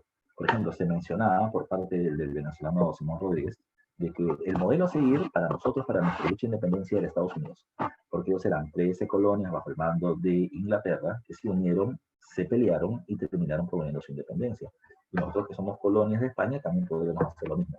Pero nadie nunca había terminado presentando un proyecto, una propuesta intelectual de por qué tenemos el derecho a ser independientes. Y eso lo va a terminar haciendo Juan Pablo Vizcarra de Guzmán, cuyo documento se comienza a regar entre los diferentes círculos de criollos a favor de la independencia y va a terminar siendo importante para las luchas posteriores. ¿Qué más? Cuando hablamos de la independencia peruana, ¿ya? Siempre deben aparecer dos imágenes en nuestra cabeza. San Martín y Simón Bolívar. Corriente Libertadora del Sur, Corriente Libertadora del Norte. ¿Ya? Pero hay que tomar en cuenta que antes que lleguen estas fuerzas militares externas, en el Perú también hubieron enfrentamientos o movimientos que buscaron la independencia política con respecto a España. Lo que sí hay que considerar es que estos movimientos van a terminar estando fuera del centro. O sea, debieron hacerse en Lima, pero se hicieron en diferentes provincias del país, ¿ya? Sin una mayor organización, sin una mayor conjugación de fuerzas o suma de intereses que hubiese terminado dándole más fuerza a este proceso. No van a terminar teniendo éxito precisamente por su falta de organización. ¿Qué pasó? ¿Ya? ¿Qué pasó? ¿Qué levantamientos importantes hay? Acá me he comido una palabrita. Acá debe decir, a ver si lo logro encontrar. ¿Dónde está el puntero? Acá debe decir, por si acaso, Tacna. No sé por qué ha desaparecido la frase o no la puse. Tacna en el año 1811. En Tacna en 1811 destaca la figura de un personaje llamado Francisco de Sela. ¿Ya? Francisco de Sela. Sela es considerado como el personaje que termina dando el primer grito de independencia del Perú. Su levantamiento, que va a estar organizado principalmente por caciques de la zona, que son familiares de Francisco de Sela, toman el cuartel de Tacna, ya toman el cuartel de Tacna en 1811, buscando respaldar las tropas que venían desde Argentina. Eso tiene que ver Argentina acá, insisto. La Junta de Gobierno de Buenos Aires era la única que había quedado con vida después del aplastamiento que hizo el virrey de Abascal. Entonces, la Junta de Gobierno de Argentina decía, si pasa el tiempo y Abascal recupera fuerzas, nos va a venir a atacar y nos va a derrotar. ¿Qué podemos hacer? Si queremos consolidar nuestra independencia con respecto a España, tenemos que acabar con el centro del poder político y militar español en América del Sur, que termina siendo el Perú. Entonces, ¿qué tendríamos que hacer? Atacar el Perú. ¿Por dónde? La ruta natural era pasando de Argentina a Bolivia, de Bolivia al Perú.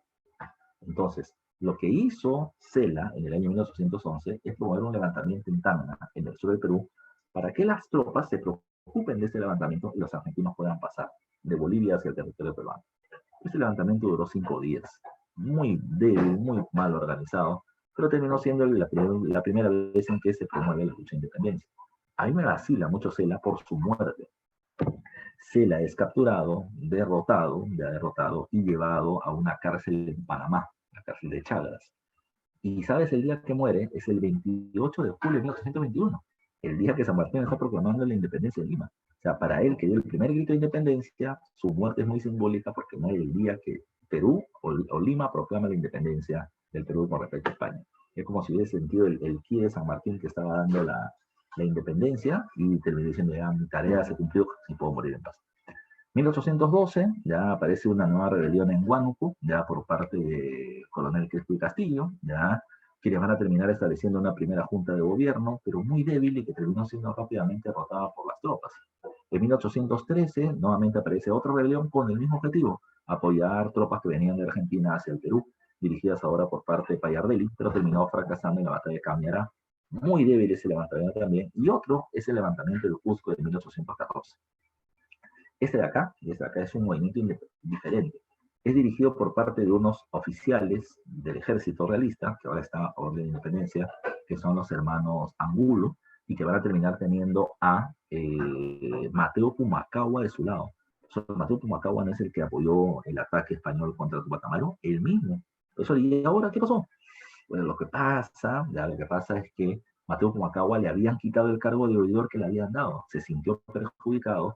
Sus familiares no terminaron recibiendo los cargos por la influencia que él quería tener y dijo, no, acá todos están en mi contra, hay que meter presión. Y se metió precisamente la rebelión. Esta rebelión comienza en Cusco, tiene influencia en Moquegua, en Puno, en Arequipa.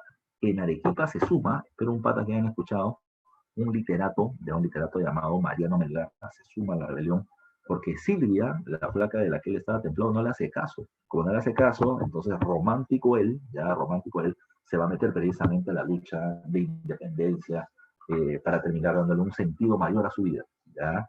Y al final lo matan por fin, ¿ya? Peregar, como dice Pierito, ¿verdad? Entonces, justo esta rebelión va a comenzar a tener más influencia en diferentes zonas, pero es muy mal organizada militarmente y también va a ser derrotada. Repito, tuvimos que esperar a las fuerzas militares externas para poder hablar de la independencia del Perú. Y es ahí donde hablamos de la corriente libertadora del sur. ¿Ya? A ver, vamos a poner con esta línea de tiempo qué cosa fue lo que sucedió en esta época. ¿Ok? Mira tú. A ver, ¿qué me están planteando por ahí? Se profe, ¿por qué Arequipa se quiere independizar? No, no es que Arequipa se quiere independizar. ¿Me estás hablando de ahora? ¿Me estás hablando de antes? ¿Me estás hablando de ese momento? Si me lo pones más clarito, Israel. Ahora, no, Arequipa no se quiere independizar. Lo que pasa es que tras la independencia hubo una pelea muy dura entre Lima y Arequipa por el liderazgo de la nación. ¿Ya? Entonces, como los limeños al final son los que se imponen, consideran a los arequipeños como extranjeros. ¿Ya? O sea, como los rebeldes, como los que quisieron estar en contra del poder. Los arequipeños, en son de broma, lo que van a terminar haciendo un grupo de ellos es terminar haciendo ¿cómo se llama? Su pasaporte arequipeño, ya su pasaporte characato. Pero no es que quieran independizarse, ¿no? Si no, habría pues guerras civiles a cada rato por el tema. Es parte de un tema de inicios de la República que lo vamos a ver en la siguiente clase. A ver, comencemos con la corriente libertadora del sur. insisto, Argentina quiere consolidar su independencia, acabando con la fuerza política y militar española que se encontraba en el territorio peruano. ¿Cómo lograrlo? Bueno, lo que terminó planteando es movilizar tropas hacia el territorio de Perú. ¿Cuál era su ruta? Argentina, Bolivia, Perú, era la ruta esperada. El virrey Abascal dijo, no, por acá no van a pasar, puso tropas en el sur de Perú, puso tropas en Bolivia, doble línea de defensa, y todos los intentos argentinos del general Castelli, del general Lanús, ya, etcétera, todos terminaron rebotando, todos. Por esa misma situación, los argentinos tienen unos cambios que van a ser importantes. Hay argentinos que han terminado peleando en España contra Francia, teniendo por lo tanto una gran experiencia militar. Uno de ellos es José de San Martín, José de San Martín.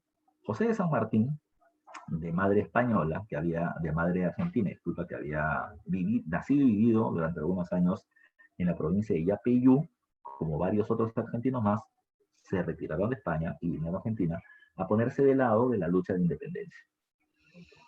Como venían con una alta experiencia, un buen rango, les dieron cargos, aunque los mismos argentinos le tenían cierta duda, porque había peleado para España, fuerzas realistas, entonces estarán en realidad a favor de la independencia. Pero al fin y al cabo a San Martín le dieron una misión, ¿ya? La misión terminó siendo ¿cuál? Formar un ejército, el cual va a ser bautizado con el nombre de Ejército de los Andes. Como no se podía cruzar por Bolivia, entonces que se use una segunda ruta. Cruzar de Argentina a Chile por la cordillera de los Andes, ¿ya? Y de Chile hacia el Perú. Si tú lo pones en el mapa es fácil, pero es muy difícil porque la zona de la cordillera de los Andes tiene sus picos más elevados precisamente en la frontera entre Argentina y Chile. Y la idea no solamente era cruzar militares, era cruzar tropas, carrozas, alimentos, armas, ¿ya? Caballos y demás. ¿Ya? El pato, ¿por qué? ¿Qué pasa con el pato, Saúl? ¿Ya? Está con hambre. ¿Qué pasó con el pato? No, ¿por el cañón del pato? No. Ya, no estamos hablando de esa zona, estamos hablando de la zona Argentina y Chile, en el cañón del pato es peruano. Ya. Ahora, en el caso este, vuelvo a repetir, cruzar por ahí terminaba siendo toda una epopeya, era un viaje epopéyico, complicado, pero San Martín decía, si cruzamos por acá, vamos a tener un factor a nuestro favor, el factor sorpresa. Nadie se espera que alguien ataque por ese lugar. Así que por lo tanto se hizo el famoso cruce de los Andes, ¿ya? ¿Qué pasó? Bueno, terminó siendo muy exitoso. Cruzaron de la Argentina hacia Chile y van a terminar enfrentando a las tropas realistas. Hay 3 batallas en la lucha por la independencia de Chile. La primera se llama la batalla de Chacabuco, donde ganan las tropas patriotas o pro independencia de San Martín. Luego hay un revés en la batalla de Cancha Rayada, donde la gente comienza a perder los ánimos, y tras esto se proclama la independencia de Chile, a pesar que todavía no han ganado, era para poder mantener los ánimos en alto de la población. Y luego viene la batalla de Maipú, donde se termina definiendo la independencia de Chile por completo. Cuando Chile ya es independiente, los chilenos en agradecimiento a San Martín, quédate como nuestro gobernante. Y San Martín le dijo, no, chileno, no puedo porque tu independencia me llega, ¿ya? Tu independencia, la de Chile, ¿ya? Y la independencia de Argentina depende de la independencia de Perú. Si me quieres ayudar, apóyame, ¿ya? ¿Apóyame con qué? Apóyame con tropas, con armas, con barcos, con financiamiento para llegar a Perú y consolidar la independencia de ambos países. El gobierno chileno terminó cayendo en Bernardo O'Higgins, y Bernardo O'Higgins terminó convenciendo a los ricos comerciantes del puerto de Valparaíso que financien la llegada de San Martín al territorio peruano. Van a llegar 2 expediciones. La primera expedición es dirigida por un británico, un escocés llamado Cochrane, ¿ya? Quien terminó alquilando sus barcos de guerra a favor de la causa de la independencia chilena, y que luego lo van a terminar nombrando como almirante, el almirante Cochrane. Cochrane hace la primera expedición hacia el Perú, y su misión terminaba siendo retirar la fuerza naval, la militar, de las fuerzas patriotas hacia el norte, para que luego vengan a San Martín con sus tropas y desembarquen. ¿Ya? Una de las cosas que hace Cochrane, por si acaso, es destruir el puerto de Paita, el segundo puerto más importante que teníamos en ese momento, y destruir muchas embarcaciones comerciales del Perú para debilitar el comercio peruano frente al chileno. Los chilenos terminaban teniendo una idea pues bien simple, ¿no? La idea era eh, Perú independiente, sí, independiente pero débil, ya, pero débil, que no sea una competencia futuro para nosotros. Bueno, con esto viene San Martín y va a terminar desembarcando en Pisco. En Pisco también va a terminar haciendo su primer cuartel general, ya su primer cuartel general. Cuando él está por llegar al Perú, él ha tenido durante muchos meses previos cartas, ya, cartas correspondencia con José de la Riva Agüero, próximo primer presidente del Perú. Y José de la Riva Agüero, ya, ¿qué cosa es lo que le terminaba mencionando? Ya, le terminaba mencionando de que San Martín venga al Perú y si él venía, la gente iba a terminar sumándose rápidamente a la lucha de independencia, que le iban a respaldar, bla, bla, bla. Cuando llegó, ni las gaviotas lo terminaron saludando al principio. Una cuestión que es muy importante además. San Martín, ya estando en el Perú, es donde viene teniendo estas ideas. Escucha muy bien, que esto es fundamental como pregunta de examen. ¿Qué cosa planteaba San Martín para lograr la independencia del Perú? Él consideraba que la independencia del Perú tenía que ser de tránsito pacífico, no violento. ¿Por qué? Ya, ¿por qué? A ver, porque él decía, la zona más fiel a la corona española en América del Sur es el Perú. En el Perú la gente está acostumbrada a ser dirigida por parte de un rey, ya, por parte de un rey. Que separarse del rey no es una idea muy bonita para ellos, ya, no es muy buena para ellos. Pero si es que los separamos mediante una lucha violenta, ya, ¿qué va a poder suceder? La independencia se va a poder lograr, pero van a terminar sufriendo mucho en el ámbito económico. Por eso, decía él, era mejor una independencia pacífica antes que una independencia violenta. Porque si hay una guerra de independencia, luego tendrá una crisis económica. Entonces la gente luego va a ponerse a pensar, antes estábamos bajo el gobierno de España, pero con estabilidad económica. Ahora somos libres, pero con una ruina económica. ¿Qué prefiere la gente? ¿Qué prefiere la gente? Te pregunto a ti. ¿La gente prefiere estabilidad económica o estabilidad política? ¿Ya? ¿Qué prefiere la gente? ¿Tener dinero en el bolsillo con un gobierno autoritario? ¿Terminar siendo omisios y arruinados, pero con un gobierno dictatorial? ¿Qué prefiere la gente? ¿Ya? ¿Qué dices tú? A ver, quiero escuchar tus respuestas. ¿Ya? Ahí me está respondiendo. Saulo dice dinero. ¿Ve? Mucha gente va a terminar prefiriendo dinero. Prefiero dinero en el bolsillo. Israel dice prefiero independencia. Dice prefiero dinero. Es lo mismo que se pensaba acá. San Martín tenía temor de esa respuesta. Decía, si la gente es pobre pero independiente, va a querer regresar al virreinato y se afecta toda la independencia de América. Por eso es que la independencia es mejor que sea pacífica. Segundo, ¿ya? Si se logra la independencia, ¿qué tipo de gobierno debería tener el Perú? Planteaba San Martín, preguntaba San Martín.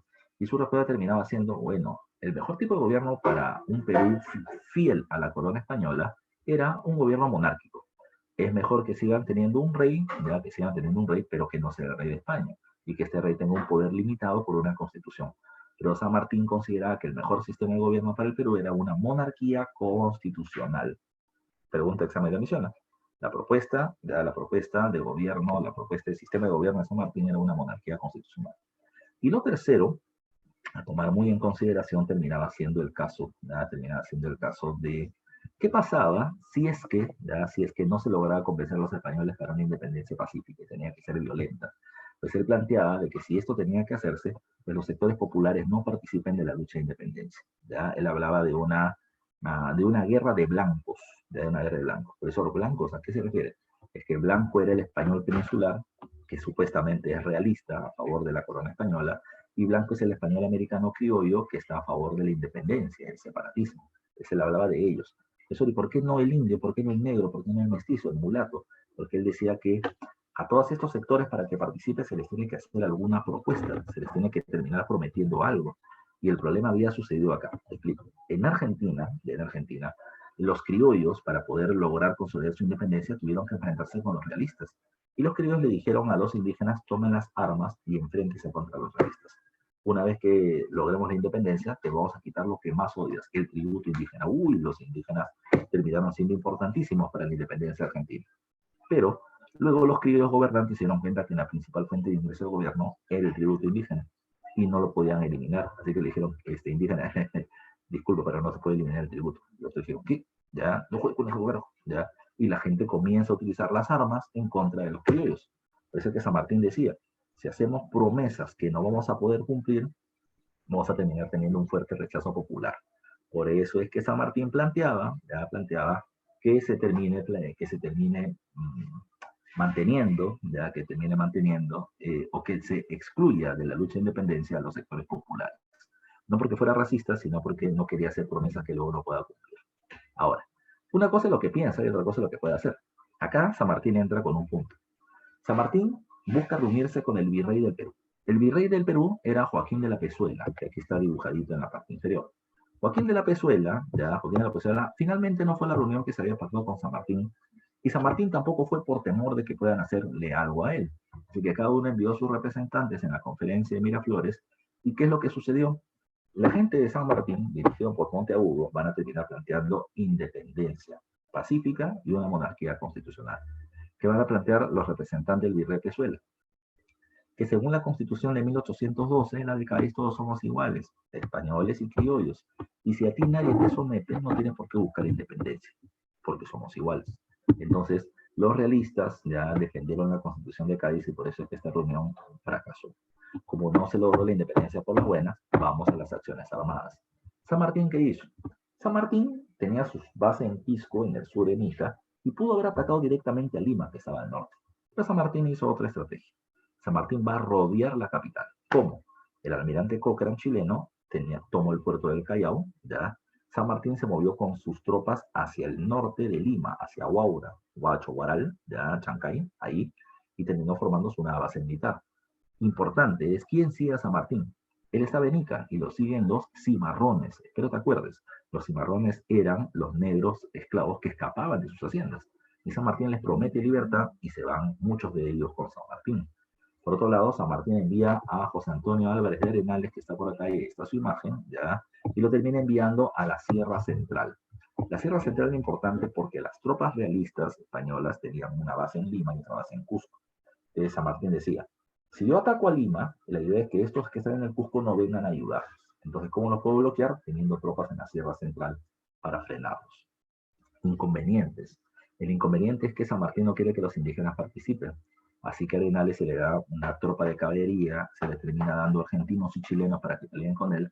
Pero los argentinos y chilenos se comienzan a ir por el Soroche, solo por la altura, se comienzan a quitar. Y como se van, entonces Arenales dijo, María, pues, ¿qué voy a hacer? Me tengo que quedar a pelear, pero me faltan tropas indígenas, apóyenme.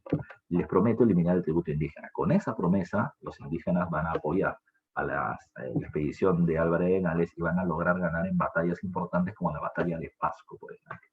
Ganando en Pasco, se va a terminar logrando consolidar la independencia, ¿ya? O el control de la Sierra Central. Siendo rodeada Lima, ¿ya? ¿Qué cosa es lo que logró San Martín? Logró evitar la llegada de alimentos sobre la capital. Y en la capital los alimentos escaseaban y eran muy caros. Y la gente comenzó a criticar el gobierno. Y San Martín hizo o logró lo que quiso, enfrentar a los españoles, debilitar al gobierno central. ¿Qué pasó? ¿Ya qué pasó? En Lima, los oficiales, a ver, ya se poniendo por acá. Claro, hay levantamientos. Hay un paro que se proclama así en el levantamiento en Pasco. En el caso de Lima, los oficiales realistas, los de más alto rango, dieron un golpe de Estado contra Pezuela, golpe de Estado que se le llama como el motín de Asnapuquio. Lo sacan a él y los oficiales nombran como nuevo virrey del Perú a José de la Serna. Cuando José de la Serna es el nuevo virrey, San Martín se emociona. ¿Por qué? Porque San Martín conocía a la Serna, habían peleado juntos en España contra los franceses, y le propone una reunión. Esa reunión se llama la Conferencia de Punchauca. En ese cuadrito que está arriba, está San Martín de pie, está el virrey La Serna sentado, y van a terminar conversando. ¿Qué cosa propone San Martín? Lo mismo, monarquía constitucional, y hasta le propone a La Serna ser el rey del Perú. A la Serna le llama la atención la propuesta, pero dice, no, yo soy fiel a la corona española y por lo tanto no acepto el cargo. Además, Perú no tiene por qué proclamar su independencia porque todos somos iguales. Así que tampoco llegaron a un acuerdo. Profe, ¿por qué San Martín no mata al virrey? Porque si San Martín cometía el error de matar al virrey, la corona española iba a mandar más tropas, iban a haber más levantamientos, así que no era necesario hacerlo. Cuando la Serna llega a Lima, llega a Lima, se encuentra un escenario complicado. Escenario 1. La población de Lima protestando por la escasez de alimentos y lo caro que terminaban estando, exigiéndole al virrey alimentos. El virrey La Serna se da cuenta de un problema. Ya no solamente es la población que protesta por su malestar, sino que son sus propias tropas. sus tropas del rey tampoco tenían alimentos y en cualquier momento se iban a poner en su contra. Por eso la Serna dijo, me voy de Lima. Y se fue precisamente hacia el sur del país, hacia Cusco, donde había una mayor cantidad de alimentos y gente que podía ser introducida a los carlistas. Segundo, los que habían peleado con Álvarez de Henares, los indígenas, que se les había prometido la eliminación del tributo indígena, y los negros que habían peleado con San Martín y se les había promovido, se les había propuesto la libertad, pues no la estaban obteniendo. San Martín muy hábil le dijo a los dos, señores, yo quiero darles ese beneficio, el problema es que mientras que yo no tenga el control de la capital, no puedo terminar dando eso. Así que San Martín les dijo, sin decirles, subliminalmente les dijo, señores, quieren su independencia, entonces tienes que venir a Lima. Dame el control de Lima y te doy todo lo que necesitas. Lima, Lima. Y la gente comienza a movilizarse hacia la capital. ¿Ya? Así que Lima ahora tenía levantamientos internos, ataques externos y por lo tanto hay una grave amenaza. ¿Qué sucedió? La nobleza de Lima, reunida en el cabildo, va a terminar muriéndose de miedo. Y ante ese morirse de miedo es que el virrey se retira hacia el Cusco. La nobleza de Lima en Cusco, ¿ya? En Cusco, o la nobleza de Lima en el cabildo del municipio, ¿qué cosa es lo que van a hacer? Van a decir, ¿cómo hacemos para solucionar todo este levantamiento social? La respuesta es San Martín. San Martín tiene la llave, él ha generado este problema, él da la solución. Así que por lo tanto, le dijeron a San Martín, por favor, ingresa a Lima, proclama la independencia y soluciona el problema. Mira tú, San Martín pudo haber entrado hace rato a Lima por la fuerza, pero no quiso. San Martín quiso lo que ahora está consiguiendo, que la gente le pida que él terminara la independencia. San Martín no quería ser visto como el agresor, San Martín quería ser visto como el liberador, y así terminó pasando. San Martín llega a Lima el día 13 de julio a caballo, entra recibido por parte de la población, descansa, se reúne con los nobles ya de la ciudad de Lima en el cabildo y le dice, señores, ustedes siempre me han visto mal, yo no soy malo, soy su amigo, ¿qué cosa quieren que no haga? Y no lo haré, no lo haré. Así que los nobles le dijeron a San Martín, ya, está bien, por toda la independencia, pero no nos quites ni nuestras tierras ni nuestros esclavos. Y San Martín dijo, perfecto, compadre, yo te apoyo con el caso. Y con esa negociación, día 15 de julio de 1821, San Martín firma el acta de independencia en la Catedral de Lima. Y 13 días después, el día 28, lo proclama públicamente. ¿Ya? Recuerden cuál es la frase, ¿no? San Martín termina planteando que desde el día de hoy el Perú es libre e independiente por la voluntad general de los pueblos y la causa que Dios defiende. Me voy solamente con una anécdota. ¿Ya? ¿Qué cosa es la causa que Dios defiende? Todo el mundo interpreta la causa que Dios defiende como la causa de la lucha de la independencia, pero no es eso. San Martín, como mucha gente, se termina enredando, ¿ya?, entre las redes de la riquísima comida peruana. San Martín desayunaba, almorzaba, merendaba y comía causa limeña. ¿Ya? Se quedó enamorado de la causa limeña. Entonces, cuando él habla de la causa que Dios defiende, es la causa limeña. El día que se celebra en Palacio de Gobierno la independencia, el día 28 después de la proclamación, se sirve chicha de jora y se come causa limeña. San Martín estaba hasta acá, la gente decía, ya, oye, párale con la causa, ¿ya? Pero San Martín estaba enamoradísimo de ese plato y nadie se le iba a terminar quitando del camino, ¿ya? Así que esto es lo que tenemos que ver hoy. La siguiente semana lo que tenemos que ver es el tema del protectorado, ¿ya? El protectorado y el tema del primer congreso y el tema de la corriente libertaria del norte y las características del caudillismo. Pero para terminar te tengo que dar tus claves, ¿ya? A ver, permíteme un momentito, por favor. Permíteme para poder dar tus claves con mayor rapidez.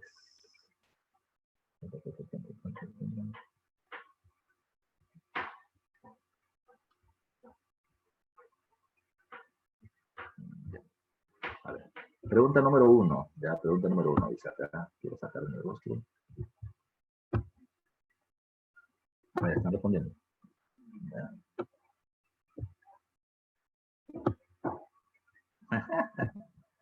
No entendiste, Sofía. Tú has dicho, es riquísimo, ya, y Eduardo ha dicho, gracias, chicos, como si él fuera el riquísimo, ya. Pero no era tu color. A ver, mira tú, ya, dice, pregunta número 1, ya, pregunta número 1. A ver. Dice, tradicionalmente se menciona que las rebeliones indígenas tienen un carácter mesiánico, ¿y cuál es el libro que está ligado precisamente a esto? Y la respuesta es los comentarios reales de los incas. No te olvides que te decía que era un libro muy influyente para ese para ese periodo.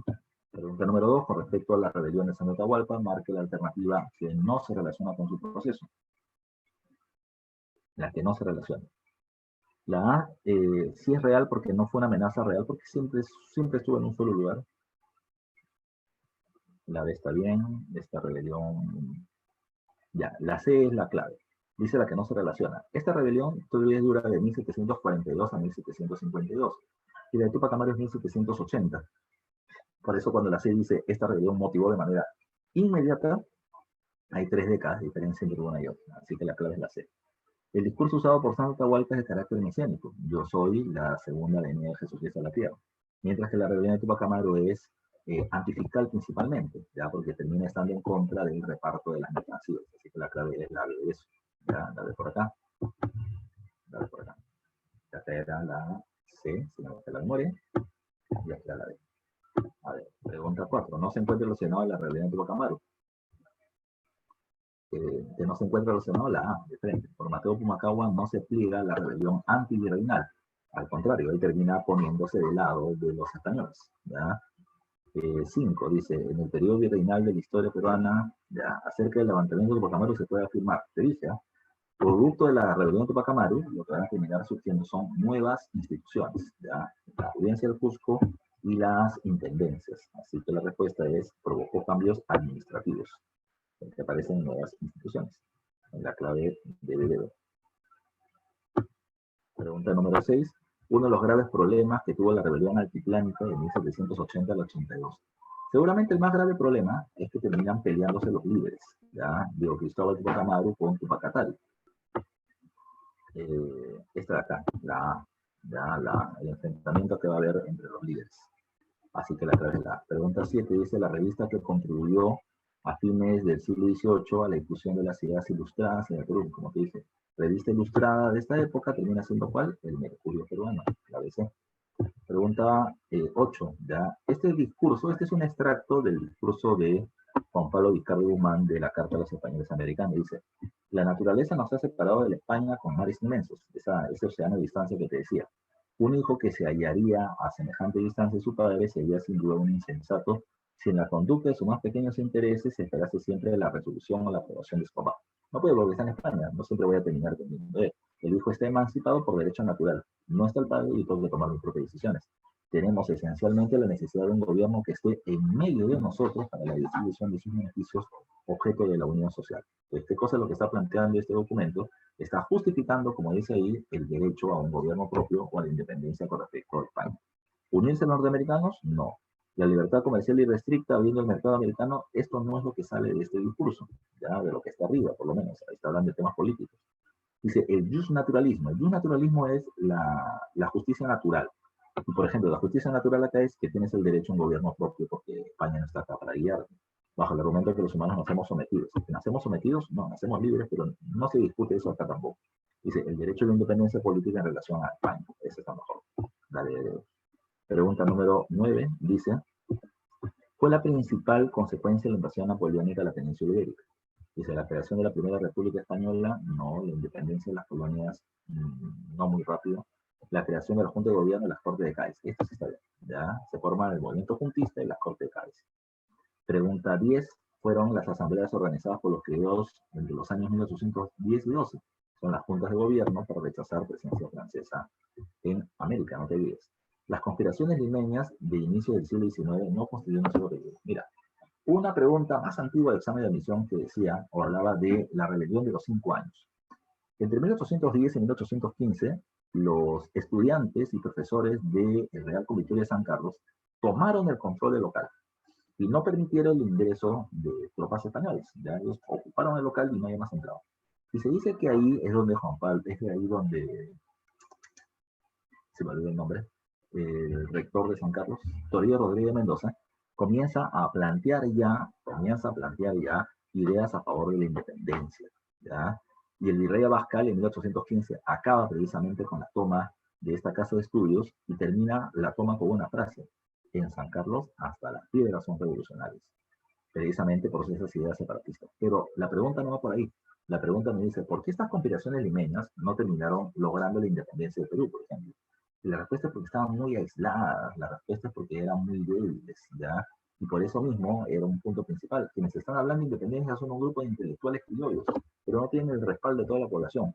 ¿Por qué? Porque este movimiento está muy aislado de otros sectores sociales. Pregunta 12, dice, las fuerzas patriotas argentinas para consolidar su amenazada independencia necesitaban acabar con el poder político y militar español en el Perú, al que podríamos considerar como la cabeza del gobierno en América. Por ello intentaron una serie de avances militares vía Bolivia, pero las tropas del liderazgo Abascal los terminaron frenando, ¿ya? Ante ello, la dirección política argentina planteó, bueno, como no podían ingresar por Bolivia, que vengan por Chile, ¿ya? Y se crea el ejército de los Andes. Entonces, la idea era el paso por la cordillera de los Andes por una ruta alternativa que iba a ingresar a Chile y de ahí el territorio peruano. La B. Pregunta 13.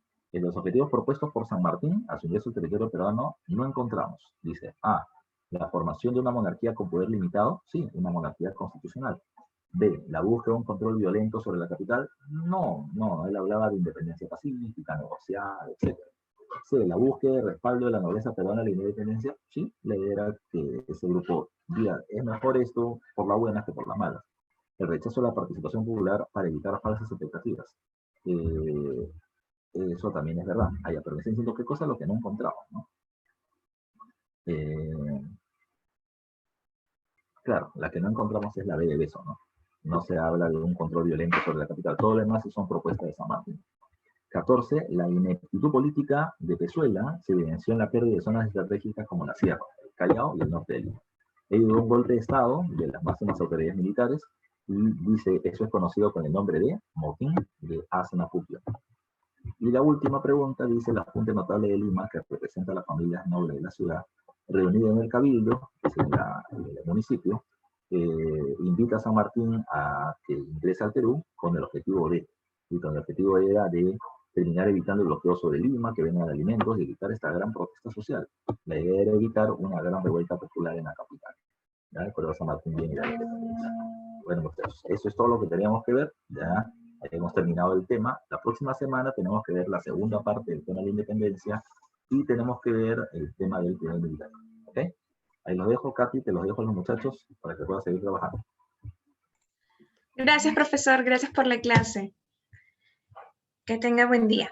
Bueno, chicos, como les había comentado, debido a una cita seguro del profesor y el inconveniente que tiene para poder dictar la clase a las 12, solo por hoy, solo por este sábado, se les pide que por favor podamos reunirnos a las 3 de la tarde para llevar la clase de habilidad matemática, ¿sí? Entonces nos vemos a las 3 para aquellos que pues tenían ya programada una actividad y no les es posible asistir.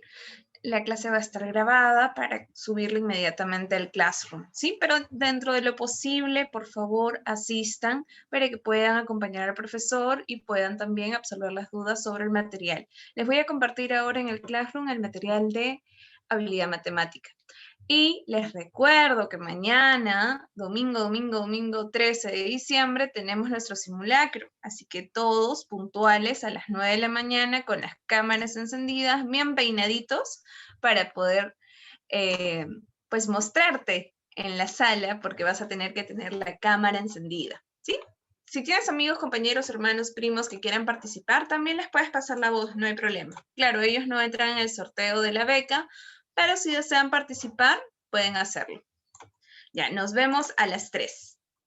Nos vemos hoy a las 3 y mañana en el simulacro.